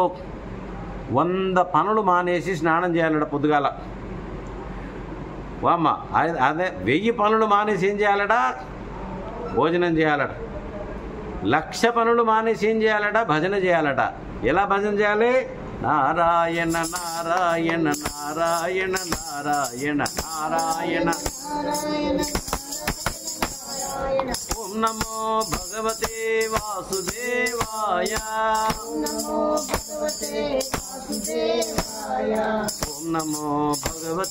వాసుదేవాయ. 1,00,000 పనులు మానేసి భగవంతుని భజన చేయాలట. 1,000,000 పనులు మానేసి భగవంతుని గురించి వినాలంట, లేదా భగవంతుని ధ్యానం చేయాలంట. 1,000,000 పనులు మానేసి కూడా. కాబట్టి ఆ విధంగా భగవంతుని భజన లేకపోతే ఆ చెట్లకు ఉండే మొదళ్లకు ఈ కాళ్ళకి ఏం తేడా లేదట. అవేమో చెట్లు కాబట్టి కదలవు. వీడు కదిలే కాళ్ళున్నా భగవంతుని భజన కోసం పోతలేడు. ఆ చెట్ల కాళ్ళకు వీడి కాళ్ళకి ఏం తేడా అంటున్నాడు. చూడండి ఎంత మంచి పద్యాలు వచ్చినాయి. నారాయణుని దివ్య నామాక్షరములపై కరగని మనములు కఠిన శిలలు. భగవంతుని గురించి చెప్తుంటే విని ఎవడైతే ఆనందం చెందలేడో నారాయణ అన్నప్పుడు వాడు మనిషి కాడంట, రాయితో సమానమట. జై శ్రీమన్నారాయణ. మురవైరి కథలకు ముదితాశ్రులో మాంచమిలితమై ఉండని మేను మొద్దు. భగవంతుని గురించి చెప్తుంటే ఎవడైతే విని ఆనందం చెందలేడో వాడు మనిషి కాదయ్యా, తుమ్మ మొద్దుపో అన్నాడు. చక్రికి మొక్కని జడుని యౌధలనున్న కనక కిరీటంబు కట్టెమోపు. బంగారు కిరీటం ఉందట, కానీ భగవంతుని ముందు నమస్కారం చేయకపోతే అది కట్టెల మోపుతో సమానమే. పోని బంగారు కిరీటం కూడా. మాధవార్పితముగా మనని మానవు సిరి వనదుర్గ చంద్రిక వైభవంబు.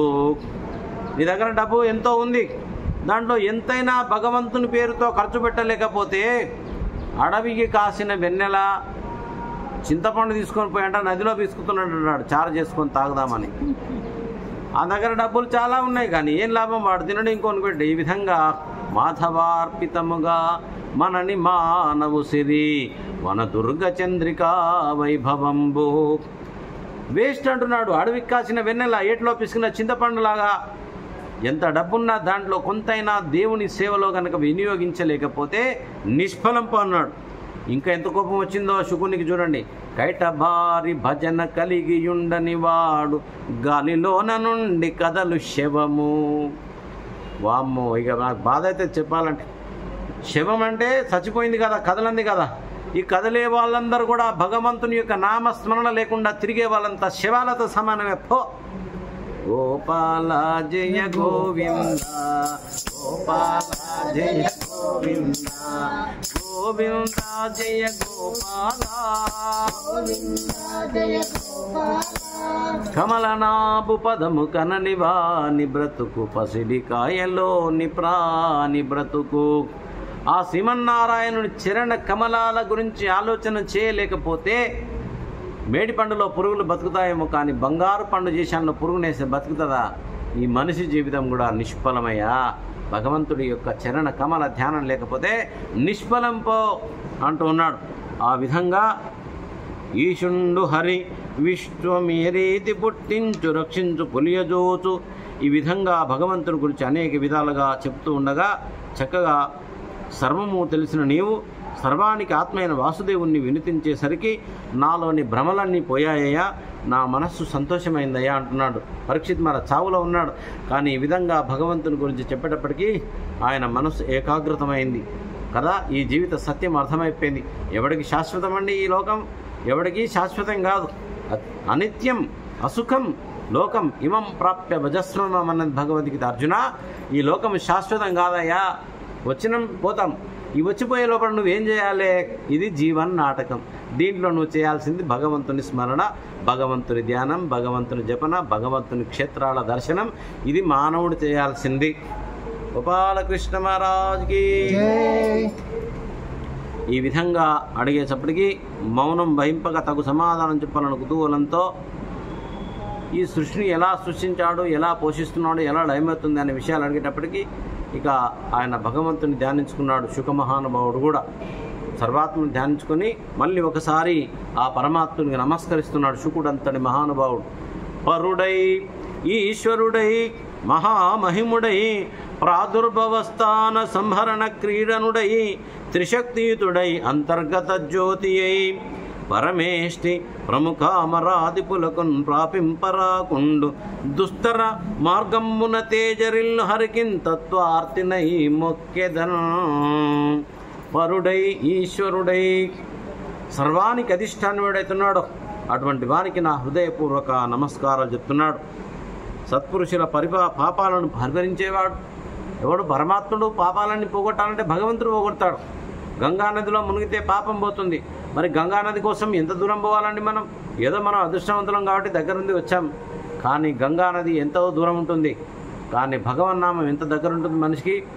అప్పిచే సుదురాచారో భజతే మామనన్యభాక్ సాధు ఏవ సమంతవ్య సమ్యక్ వ్యవసితో హి సహా. భగవంతుడి యొక్క నామం పవిత్రాణం పవిత్రం యో మంగళాణంచ మంగళం అన్నాడు. పవిత్రమనిచ్చే వాటిలోకెల్లా పవిత్రమైంది భగవంతుడి యొక్క నామమే. శుభప్రదమైన వాటిలోకెల్లా శుభప్రదమైంది భగవంతుడి యొక్క నామమే. కాబట్టి గంగానది ఒకరోజు శ్రీమన్నారాయణ దగ్గరకు పోయి ఏడుస్తుందట. ఓ శ్రీమన్నారాయణ, ఏం గంగా, ఏమైంది? ఏం చేయాలి స్వామి? పాపాత్తులందరూ వస్తున్నారు, ఈ పాపాన్ని నాకు అంటించిపోతున్నారు. జై శ్రీమన్నారాయణ. నా పాపం ఎక్కడ పోగొట్టుకోవాలో నాకు అర్థమైతే లేదయ్యా. అవునా గంగా, బాధపడకు. తీర్థీ కుర్వంతి తీర్థాని. గంగా నిరంతరం నన్ను జపించేవాడు, నన్ను ధ్యానించేవాడు, నన్ను స్మరించేవాడు, నా నామాన్ని జపం చేసేవాడు, నా నామాన్ని ప్రచారం చేసేవాడు, నా జ్ఞానాన్ని బోధించేవాడు, నా జప తప ధ్యానం చేసేవాడు, నా సంకీర్తన చేసేవాడు, ప్రతిక్షణం నన్ను గురించి ఆలోచించేవాడు ఎప్పుడు వచ్చి నీలో మునుగుతాడో గంగా, నీ పాపాన్ని పోగొట్టే శక్తి నా భక్తునికి ఇస్తున్నాను పో. గోపాలకృష్ణ మహారాజుకి. నారద భక్తి సూత్రాలు. తీర్థి కుర్వంతి తీర్థాని. ఎవడు భక్తుడో వాడు తీర్థాలను కూడా పవిత్రం చేసే శక్తి వాడికి ఇస్తున్నాడు శ్రీమన్నారాయణ.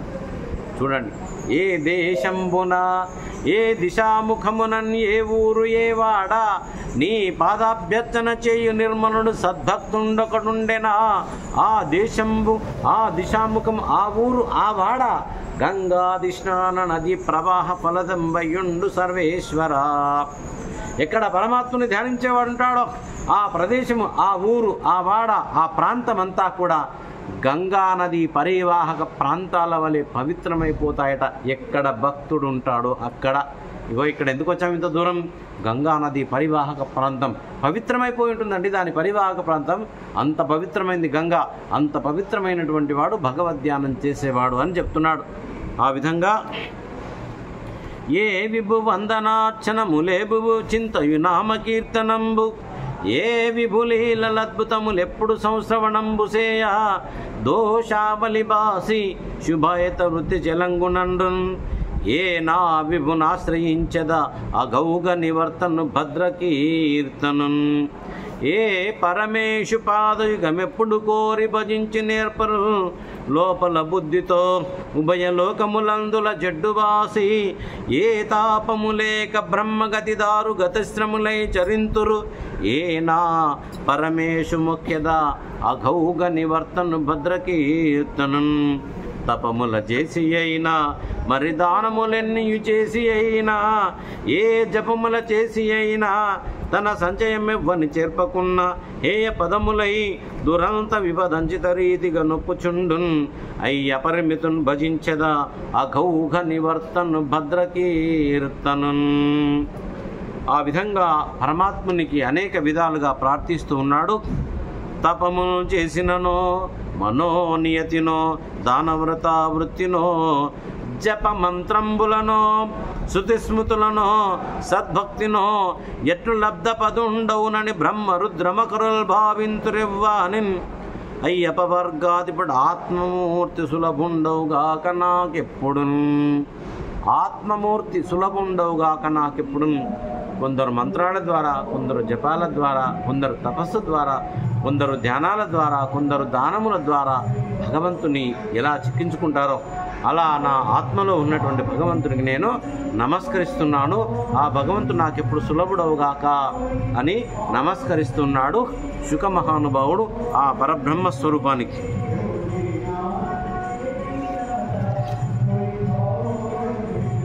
ఈ విధంగా భగవంతుని గురించి తెలుసుకోవాలనుకున్నాడు. దశావతారాల గురించి మళ్ళీ మనం విందాం. అలాగే భాగవతంలో దీని తర్వాత వస్తుంది మనకు. భాగవతంలో ఎందుకో ఈ స్టోరీ పెట్టాడు వేదవ్యాసుడు. వ్యాసుడు అంటేనే మనము మనస్సు చలించిపోవాలి. వ్యాసుడు అంటేనే ఆయనకు మనం మనస్సుతో నమస్కరించుకోవాలి. నిన్న చెప్పుకున్నాం, అంతటి గొప్ప పరబ్రహ్మ స్వరూపుడు అవతరించిన ఈ నేల మనది. వ్యాసుని గురించి ఎంత చెప్పుకున్నా మనకు ఆనందం కలగా. ఆయన దక్షయజ్ఞం గురించి ముందులో చెప్పాడు. ఈ దక్షయజ్ఞం గురించి ఎందుకు చెప్పాడంటే ఎక్కడ పరమశివుడి యొక్క స్మరణ లేదో అవి అమంగళాలు అయిపోతాయి. రామాయణం చాలా బాగుంది, అద్భుత కావ్యం. కానీ రామాయణంలో ఒక చిన్న పొరపాటు ఏమైంది చెప్పండి? ఎక్కడ పరమశివుడి యొక్క స్మరణ రాలేదు. ఓం నమ శివాయనండి. ఓం నమ శివాయ. వాల్మీకి అంతటి మహానుభావుడి శరీరాన్ని వదిలి తులసిదాసుగా జన్మించి రామచరితమానసం రచించాడు. కారణం విచిత్రం ఏంటంటే రామాయణంలో తులసి రచించిన రామచరితమానసంలో మొట్టమొదట సతీశివుల కళ్యాణం, పార్వతీ పరమేశ్వరుల కళ్యాణం ఉంది. మరి రామాయణానికి పరమశివుడి కళ్యాణానికి ఏం సంబంధం అంటే శివపార్వతుల కళ్యాణము లోకప్రదమైనటువంటి లోక శుభప్రదమైంది కాబట్టి శివపార్వతుల కళ్యాణంతో ప్రారంభం చేశాడు రామచరితమానసం. అందుకని మన దేశంలో రామచరితమానసం అంత గొప్ప శాస్త్రం ఇంకొకటి లేదంటే నమ్మాలి అంతే. పార్వతీ పరమేశ్వరుల యొక్క కళ్యాణంతో స్టార్ట్ అయిపోయింది అది అంతే. ఆ విధంగా ఇక్కడ కూడా పరమశివుడి గురించి చెప్తున్నాడు శుకుడు పరీక్షిత్ మహారాజు. అయ్యా, పరమశివుడు హిమాలయాల్లో చక్కగా ధ్యానం చేసుకుంటూ కాలం గడుపుతూ ఉండేవాడు. ఆయన మొదటి భార్య పేరు సతీదేవి. బ్రహ్మగారి యొక్క కోరిక మేరకు దక్ష ప్రజాపతి ఆ సతీదేవినిచ్చి వివాహం చేశాడు. కానీ శివుడు పూర్ణ వైరాగ్యం ఉండడం వల్ల ఈ దక్షునికి ఎందుకో ఆయనకు శివుడికి అమ్మాయిని ఇవ్వడం ఇష్టం అనిపించలే.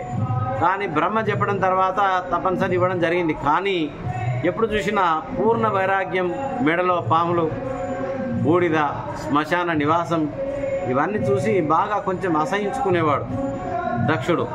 పెళ్ళైతే చేశారు, కానీ ఎప్పుడు కూడా ఆయనను పెద్దగా పట్టించుకునేవాడు కాదు. ఒకరోజు దేవసభ జరుగుతుంది, ఆ సభలో అందరూ వస్తున్నారు, వేదిక మీద చాలామంది ఉన్నారు. అక్కడ నుంచి దక్షుడు వస్తున్నాడు. శివుడు మామూలుగా ఇలా మీలా కూర్చున్నాడు జనం లోపల. అక్కడ నుంచి దక్షుడు వచ్చే వరకు అందరూ లేచి నిలబడ్డారు. మీరు వస్తుంటే, ప్రవచనం చెప్పే గురువులు వస్తుంటే లేచి నిలబడతారు కదా, గౌరవ మర్యాద. మనం చిన్నప్పుడు స్కూల్కి పోయినప్పుడు టీచర్ వస్తే గుడ్ మార్నింగ్ సార్ అని లేచి నిలబడేది. ఆ విధంగా అందరు లేచి నిలబడ్డారు, కానీ శివుడు లేచి నిలబడలేదు. ఎందుకు నిలబడలేదంటే ఆయన ఇందాక మన సమాధి గురించి చెప్పినాం కదా, మనకేమో టైం పాస్ కాదు, శివయ్యకేమో టైం దొరకదు. ఆయన ఎప్పుడు సమాధిలో ఉంటాడు. ఆయన కూర్చున్నాడు కానీ సమాధిలో ఉన్నాడు. అలా దక్షుడు వస్తున్నాడు, అందరు లేచారు కానీ ఆయన లేవలే. వేదిక మీదకి ఎక్కి చూశాడు, నా అల్లుడై ఉండి ఇంతమంది నన్ను గౌరవిస్తే ఇతడు నన్ను గౌరవించడా అని అవమానం చేయాలనుకొని పెద్ద యజ్ఞం చేశాడు దక్షుడు. ఆ యజ్ఞంలో శివుని పిలవకుండా యజ్ఞం చేయాలనుకున్నాడు. దక్షుడి బిడ్డ పేరు సతీదేవి. పార్వతి కాదు, అప్పటికి సతీదేవిగా ఉంది. ఆమె హిమాలయాల్లో ఉంటున్నారు. పెద్ద యజ్ఞం చేస్తే అందరికి వార్త పంపిండు, కానీ సతీశివులకు వార్త పంపలే. విమానాలలో వెళ్తున్నారు, అటు ఇటు వెళ్తున్నారు, అనుకుంటున్నారు నభూతో నా భవిష్యత్, గొప్ప యజ్ఞం చేస్తున్నాడు దక్షుడు అని సతీదేవి విన్నది. విని, శివయ్య మా నాన్నగారు చాలా పెద్ద యజ్ఞం చేస్తున్నారయ్యా, రండి పోదామన్నది. పిలువని పేరంటానికి నేను రాను సతీ. లేదండి మీరు రావాలి. నాకు ఆహ్వానం లేదు, నేను ఎటు రావాలి? నీకు ఇబ్బంది అనిపిస్తే, నీకు పోవాలనిపిస్తే నువ్వు వెళ్ళు అంటే ఎంత చెప్పినా శివుడు కళ్ళు మూసుకున్నాడు. త్రికాలజ్ఞ, 3 కాలములు ఎరిగినవాడు శివుడు ఏదో జరుగుతుందని ఊహించాడు. సతీని ఒక్కదాన్ని వెళ్ళకు, నీ ఎంబడి నందిని పంపుతా, నా శివగణాలను పంపుతా, వెళ్ళు జాగ్రత్తగా వెళ్ళిరా పో అన్నాడు. ఇప్పటికి కూడా స్త్రీలు ఆ రోజు నుంచి ఈ రోజు వరకు ఎన్ని మాటలైనా వింటారట భర్తవి, కానీ మీ అమ్మోళ్ళ ఇంటికి పోద్దంటే ఆడవాళ్ళు వినరట. జై శ్రీమన్నారాయణ. అది మాతృమూర్తి యొక్క ప్రేమ అన్నమాట. జన్మించిన యొక్క స్థలం, జన్మ ఇచ్చినటువంటి మాత పైన ఉండే అనురాగానికి స్త్రీలు ప్రేమ స్వరూపులట. కాబట్టి ఎన్నైనా వింటారట, కంటే మీ అమ్మోళ్ళ ఇంటికి పోద్దంటే మాత్రం వినరట. అందుకని శివుడు చెప్పకుండా ఊరుకున్నాడు. ఇక అమ్మగారు వెళ్ళిపోయింది, పోయింది ఊరుకున్నదా సతీదేవి? ఏమి నాన్నగారు, నా భర్తను ఏమి అంత తక్కువ అంచనా చేసినావు, ఎందుకు విలువలేనని, ఏమైనా న్యాయంగా ఉందా అని చెప్తే లెక్క చేయలే. తల్లి దగ్గరికి వెళ్ళింది, అడిగింది, నేనేం చేయనమ్మా, మీ నాన్నగారు ఇలా చేశారు అంటే అమ్మగారికి బాగా కోపం వచ్చింది. సతీదేవి తండ్రి గారిని గట్టిగా మందలించింది. నువ్వు ఒక మనిషివేనా? శివుడు అంటే పరమేశ్వరుడు, ఆయనను అవమానం చేస్తావా? సర్వాంతర్యామి అది దాని ఎంటప్పటికే శివనిందకు మొదలుపెట్టింది. నీ మొగడు పిచ్చోడు, నీ మొగడు శ్మశానంలో పడతాడు, నీ మొగడు ఎద్దునెక్కి తిరుగుతాడు, నీ మొగడికి దిమాక్ లేదు, అది ఇది అని అనేక విధాలుగా తిట్టారు. కానీ శివనింద వినే కంటే మనిషి చెవులు మూసుకోవాలంట, శివనింద విని చచ్చిపోవాలంట, కానీ విని ఉండకూడదట. ఎవడన్నా శివుణ్ణి తిడుతుంటే మన నాలుక కోసేయాలట. అర్థమవుతుందిగా మీకు? ఎవడైనా శివుణ్ణి తిడితే వాడిని తలకాయ తీసిన పాపం కదట, నాలుక కోసేయొచ్చట. ఆ విధంగా శివనింద వినలేక సతీదేవి సర్వాంతర్యామి అమ్మవారు జగన్మాత, దుర్మార్గుడా, నీ శరీరం నుంచి వచ్చింది ఈ శరీరము, ఇంత దుర్మార్గమైన దేహం నుంచి ఈ శరీరం వచ్చినందుకు బాధపడుతున్నా, ఈ శరీరాన్ని నేను అగ్నిలో, యోగాగ్నిలో కాల్చివేసి దీన్ని భస్మం చేసుకుంటా పో, శివనింద విన్న పాపానికి. చూడండి మన పురాణాలు, ఇదంతా భాగవతంలో ఉందమ్మా, లేని చెప్పట్లేదు నేను, ఉన్నదే. ఎందుకో చాలామంది టక్కున దశమస్కందానికి వెళ్ళిపోతారు, కానీ ఇది కూడా ముఖ్యమైనదే. భాగవతంలో ప్రతి అంశం ముఖ్యమైనదే. అందుకని యోగం చేత అగ్నిని ప్రజ్వలింపజేసి యోగాగ్నిలో ఆమె యొక్క శరీరాన్ని దగ్ధం చేసుకున్నది, పడిపోయింది, శవం అయిపోయింది. వెంటనే వెళ్ళారు. శివదూతల కోపం వచ్చింది, యుద్ధానికి దిగారు. కానీ దక్షుడి యొక్క సైన్యం గట్టిగా ఉంది, శివదూతల్ని కొట్టారు. శివ ప్రమద గణాలకు దెబ్బలు పడ్డాయి. నారదుడు హుటాహుటిన వెళ్ళాడు. పరమశివ పరమశివ, తండ్రి జగత్పిత, శివ శివ నారద, ఏంటయ్యా నీ అర్పులు, ఏమైంది? నీకు తెలియని విషయం ఏముంది? పరమేశ్వర, త్రికాలజ్ఞ, ఘోరం జరిగిపోయింది. చెప్పవయ్యా, ఏంటో చెప్పు. అమ్మ లేదిక, మన అమ్మ లేదిక, సతీదేవి లేదు, నా తల్లి లేదు శివయ్య అనేటప్పటికే శివుడు ఒక్కసారి చూశాడు. ఆయనకంతా అవగతమైంది. ఒక్క జట ఇలా పెరికాడంతే, నేలపైన వేశాడు. ఒక అరవీర భయంకరమైన వీరభద్రుడుగా ఉత్పన్నమయ్యాడు. నారదుడు అన్నాడు, శివయ్య, అమ్మ చనిపోయింది, సరే ఇంకేం జరిగింది అన్నాడు. నీ దూతల్ని విపరీతంగా కొడుతున్నారు ప్రమదఘనాల్ని అన్నాడు. శివుడు తన భార్య చనిపోతే కూడా బాధపడలేదంట, కానీ తన భక్తులని దక్షుని దూతలు కొడుతున్నారనేటప్పటికే వెంటుక తీసి బయట కింద వేశాడు. వీరభద్ర, త్రిలోకములలో నీకు ఎదురులేదు, ఎవడు ఎదురైన వాడిని అంతం చేసిరా, దక్షుని యొక్క తలను తీసి యజ్ఞగుండంలో వేసిరా, 3 లోకముల్లో నీకు తిరుగులేదు పో అన్నాడు. ఇది గమనించిన శ్రీమన్నారాయణుడు అక్కడి నుంచి వెళ్ళిపోయాడు. ఇది తెలుసుకున్న బ్రహ్మదేవుడు అక్కడి నుంచి వెళ్ళిపోయాడు. దక్షుడున్నాడు, ఒక్కొక్క అడుగు వేస్తున్నాడు. వీరభద్రుడు సృష్టికి ప్రళయం ఏమైనా వచ్చిందా అనుకున్నారు. మొత్తం దుమ్ము అయిపోతుంది, ఆకాశం దుమ్ముతో నిండిపోయింది. వీరభద్రుడు వెళ్ళాడు, పడుతూనే ఉన్నాయి ఒకడొక్కడికి. ఆ దక్షుణ్ణి ఎంత కొట్టాలో కొట్టారు. వాడి తలకాయ ఖడ్గం తీసుకొని ఒక నరికేశాడు వీరభద్రుడు. ఆ తలకాయ తీసుకొని యజ్ఞగుండంలో విసిరేశాడు. దాంట్లో మూత్రం వదిలారు, దాంట్లో మలం వదిలారు. ఆ విధంగా దక్షుడి యొక్క శిరస్సు యజ్ఞానికి ఆహుతి అయిపోయింది. మొండెం కింద పడ్డది, ప్రాణం పోయింది. అక్కడ చాలామంది దక్షుని మిత్రులు ఉన్నారు. అందరూ శివుణ్ణి తిడుతుంటే సంతోషపడ్డారు. శివనామాల్లో వస్తుంది, పూషదంత విధేన, పూషణ అంటే సూర్యుడికి సంతోషమైందట శివుణ్ణి తిడుతుంటే. ఇట్లా తిట్టాల శివుణ్ణి. వీరభద్రుడు వెళ్ళి ఒక్క గుద్దినప్పుడే పండ్లు రాలి పటపట కింద పడిపోయినాయంట సూర్యునివి.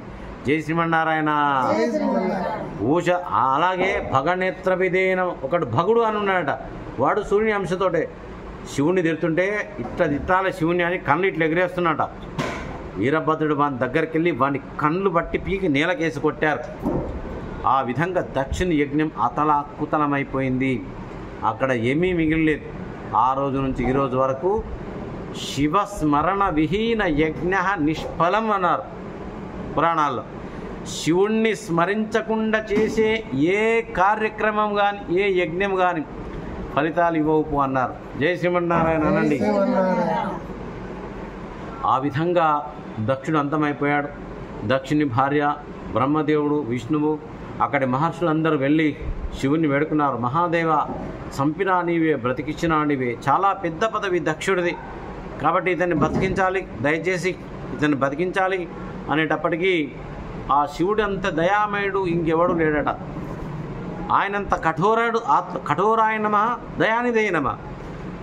దుర్మార్గులపైన కఠినంగా ఉంటాడు, భక్తులపైన దయా సముద్రం అంత దయ ఉంటుందట ఆయన. కాబట్టి దేవతలందరూ వేడుకునేటప్పటికీ ఇతనికి ఒక మేక తలకాయ తెచ్చి పెట్టండి అన్నారు. ఆ మేక తలకాయ పెడితే కొన్ని నీళ్ళు తీసుకొని చల్లితే అప్పుడు మేక తలకాయతోటి దక్షుడు పునఃప్రాణాన్ని పొందాడు. అందుకని మేక తలకాయలో ఎట్లొస్తే శబ్దము మే మే మే మే అంటది. ఇప్పటికి కూడా శివుణ్ణి నిందించే వాళ్ళ గొంతులు మేకల్లాగానే ఉంటాయి, కానీ సింహాల్లాగా గర్జనలాగా ఉండవు. శివుణ్ణి నిందించే వాళ్ళ గొంతులు ఎప్పుడు కానీ మే మే మే మే అంటారు, అంతే. జై శ్రీమన్నారాయణ అనండి. అప్పుడు దక్షుడికి జ్ఞానోదయం అయింది. అయి దక్షకృత శివ సహస్రనామ స్తోత్రం అని ఉందండి బాబు, పురాణంలో వస్తుంది. దక్షుడు అనేక విధాలుగా శివుణ్ణి ప్రార్థించాడు 1000 నామాల చేత. అప్పుడు మళ్ళీ కొంతకాలానికి నీకు మళ్ళీ మంచి శరీరం వస్తుంది పో అన్నాడు. అది శివుడి యొక్క మహిమ. కాబట్టి సూర్యుడిని కూడా ఒకసారి చంపేశాడు శివుడు. ఎందుకు? 2 శివభక్తులు ఉన్నారట, నిరంతరం శివారాధన చేసేవాళ్ళు. ఈ సూర్యునికి వాళ్ళ మీద అసూయ పుట్టి 2 చంపేశాడట. శివుడు 3 కన్నులు కదా, అనువనువు చూస్తుంటాడు. అది తెలుసుకున్న శివుడు కైలాసంలోంచి శూలం తీసుకొని పెట్టి ఒక్కసారి సూర్యలోకానికి వేసినప్పుడే సూర్యుడు దెబ్బ తలిగి అడ్డం పడిపోయి గిలగిల తన్నుకొని ప్రాణం వదిలేశాడు. బులా శంకర మహారాజుకి. సూర్యుడు కశ్యపుని పుత్రుడు. కశ్యపుడు వచ్చాడు, నా కొడుకుని చంపుతావా శివయ్య, నాకే గతి పట్టిందో నీకదే గతి వర్తసుడు భవిష్యత్తులో నా కొడుకుని చంపిన కదా శూలం చేత, ఈ శూలమే నీ కొడుకు కూడా శూలానికి హావుతైపోవుగాక, పుత్రశోకం ఏంటో నీకు తెలుసుగాక అని శాపం పెట్టారు. శివుడు దేన్ని లెక్క చేయలే. కానీ శివయ్య, సూర్యుడు లేకపోతే లోకాలను చీకట్లో ఉంటాయి, ఎట్లయినా వీని బతికించండి అని సర్వదేవతలు వేడుకుంటే శివుడంత దయామయుడు ఎవడు లేడు. మళ్ళా సూర్యునికి పునఃప్రాణం ఇచ్చాడు. అందుకని సూర్యునికి శివుని పైన కోపం. జయ శ్రీమన్నారాయణ. ఈ విధంగా మరి ఆ దక్షుడికి పునః శరీరం వచ్చింది. ఇక సతీ, స్త్రీ లేకపోతే పురుషుడి జీవితం ఎప్పటికీ నిష్ఫలమేనట. భర్త లేని స్త్రీలు బ్రహ్మాండంగా జీవించగలుగుతారట, కానీ భార్య లేని పురుషుడు జీవించలేడట. అమెరికాలో ఒక పరిశోధన చేశారు. స్త్రీలు ఎందుకు ఇలా జీవించగలుగుతున్నారు భర్త లేకున్నా, పురుషులు ఎందుకు జీవించలేకున్నారు భార్య లేకుంటే అంటే స్త్రీల యొక్క గుండె చాలా గట్టిగా ఉంటుందట, దిట్టంగా ఉంటుందట. కాబట్టి స్త్రీలు జీవించగలుగుతున్నాను ఒక పరిశోధన. శివుడు సతీదేవి లేనందువల్ల పిచ్చివాడై తిరుగుతున్నాడు. ఆ సతీదేవి మళ్ళీ ఒక జన్మను పొందింది పార్వతీమాతగా, హిమాలయాలను హిమవంతుని కుమార్తెగా. శివుడు మాత్రం పిచ్చివాడయ్యాడు. అమ్మవారి శరీరాన్ని భుజం మీద వేసుకున్నాడు, దశ దిశలు తిరిగాడు. అలా పిచ్చివాళ్ళ తిరుగుతుంటే శ్రీమన్నారాయణ సుదర్శన చక్రం వేసి ఆ శరీర భాగాల్ని ఎక్కడెక్కడ ఖండాలుగా ఖండించాడో అవి అష్టాదశ శక్తిపీఠాలుగా వెలుగొందుతున్నాయి. మన భారత భూమిలో ఒకటి మాత్రమే శ్రీలంకలో ఉంది, మిగతా 17 మన భూమిలో ఉన్నాయి. ఆ జగన్మాత అఖిలాండేశ్వరి శాంకరీదేవి దయ వల్ల 6 సార్లు వెళ్ళగలిగాను శాంకరి మాత దగ్గరికి. బోలో మాత శాంకరీదేవికి. ఇంతనే ఉంటుంది అమ్మవారు, చాలా చిన్నగా ఉంటుంది. నల్లరాతి విగ్రహం, లైన్ తొక్కిసలాట ఏముండదు, ప్రశాంతంగా వెళ్ళి సముద్రం పక్కనే ఉంటుంది, చుట్టుముట్టు ఉండదు.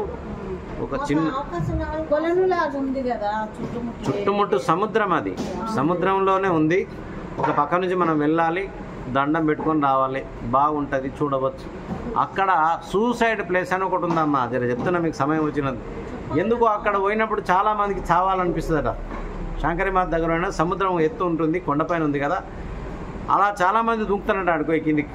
అందుకని ఇప్పుడు అన్ని సీకులు ఇట్లా జాలీలు పెట్టేశారు, ఇప్పుడు దుంకడానికి వీల్లేదు. ఆ లొకేషన్ కూడా అక్కడే ఉంది. ఆ విధంగా పార్వతీదేవి పునర్జన్మనెత్తింది హిమవంతుని కుమార్తెగా. శివుడి కోసం చాలా తపస్సు చేసింది, కానీ శివుడు మాత్రము ఒక పట్టాన లొంగలేదు. మహర్షులు వెళ్ళారు, శివుడికి కామాన్ని లేపడానికి మన్మధుని పంపారు. ఒకటోసారి క్షమించాడు. ఎవడరా నాకు మన్మథ ప్రేరణ ఇస్తున్నా చూశాడు. ఓరి మన్మథ, ఒకటోసారి వదిలిపెడుతున్నా, మళ్ళీ ఇంకొక ప్రయత్నం చేసినవో ఇప్పుడు కనీసం వదులుతున్నా, వచ్చేసారి బొగ్గు కాదు బూడిదగా ఉండవు అన్నాడు. కానీ పారిపోయాడు మన్మధుడు. అక్కడి నుంచి మళ్ళీ దేవతల ప్రేరణ మీద మళ్ళీ వచ్చాడు. కానీ ఈసారి శివుడు అన్నంత పని చేసిండు. వాడిని బొగ్గు కాదు కదా, 3వ కన్ను తెరిస్తే బూడిదైపోయిండు. బోలాశంకర మహారాజ్కి. ఈ విధంగా భాగవతంలో దక్ష ప్రజాపతి కథ కూడా ఉన్నది. మనము తర్వాత ధ్రువుని కథ విందాం, జలభరతుని కథ విందాం. నా దగ్గర పెన్ను లేకుండే, ఆ పెన్ను కోసం తెచ్చాను. ఆ సిస్టమ్ అంతా రాసి ఇస్తాను మాతగారికి, ఇస్తాను. మరి ఇప్పుడు మరి మీరు వస్తా అంటే తీసుకుపోతా. మరి ఇప్పుడు ఎవరో అన్నారు మన ఓం నమశివాయ ముందు, తర్వాత మాట్లాడదాం. భాగవతాన్ని ముగించే ముందు ఉన్నది. కాబట్టి ఈరోజు భాగవతానికి ఇక్కడ మనం విరామం ఇద్దాం. మరి యూట్యూబ్లో చాలామంది చూస్తున్నారు, వాళ్ళందరికీ ధన్యాత్మలు, పుణ్యాత్మలు.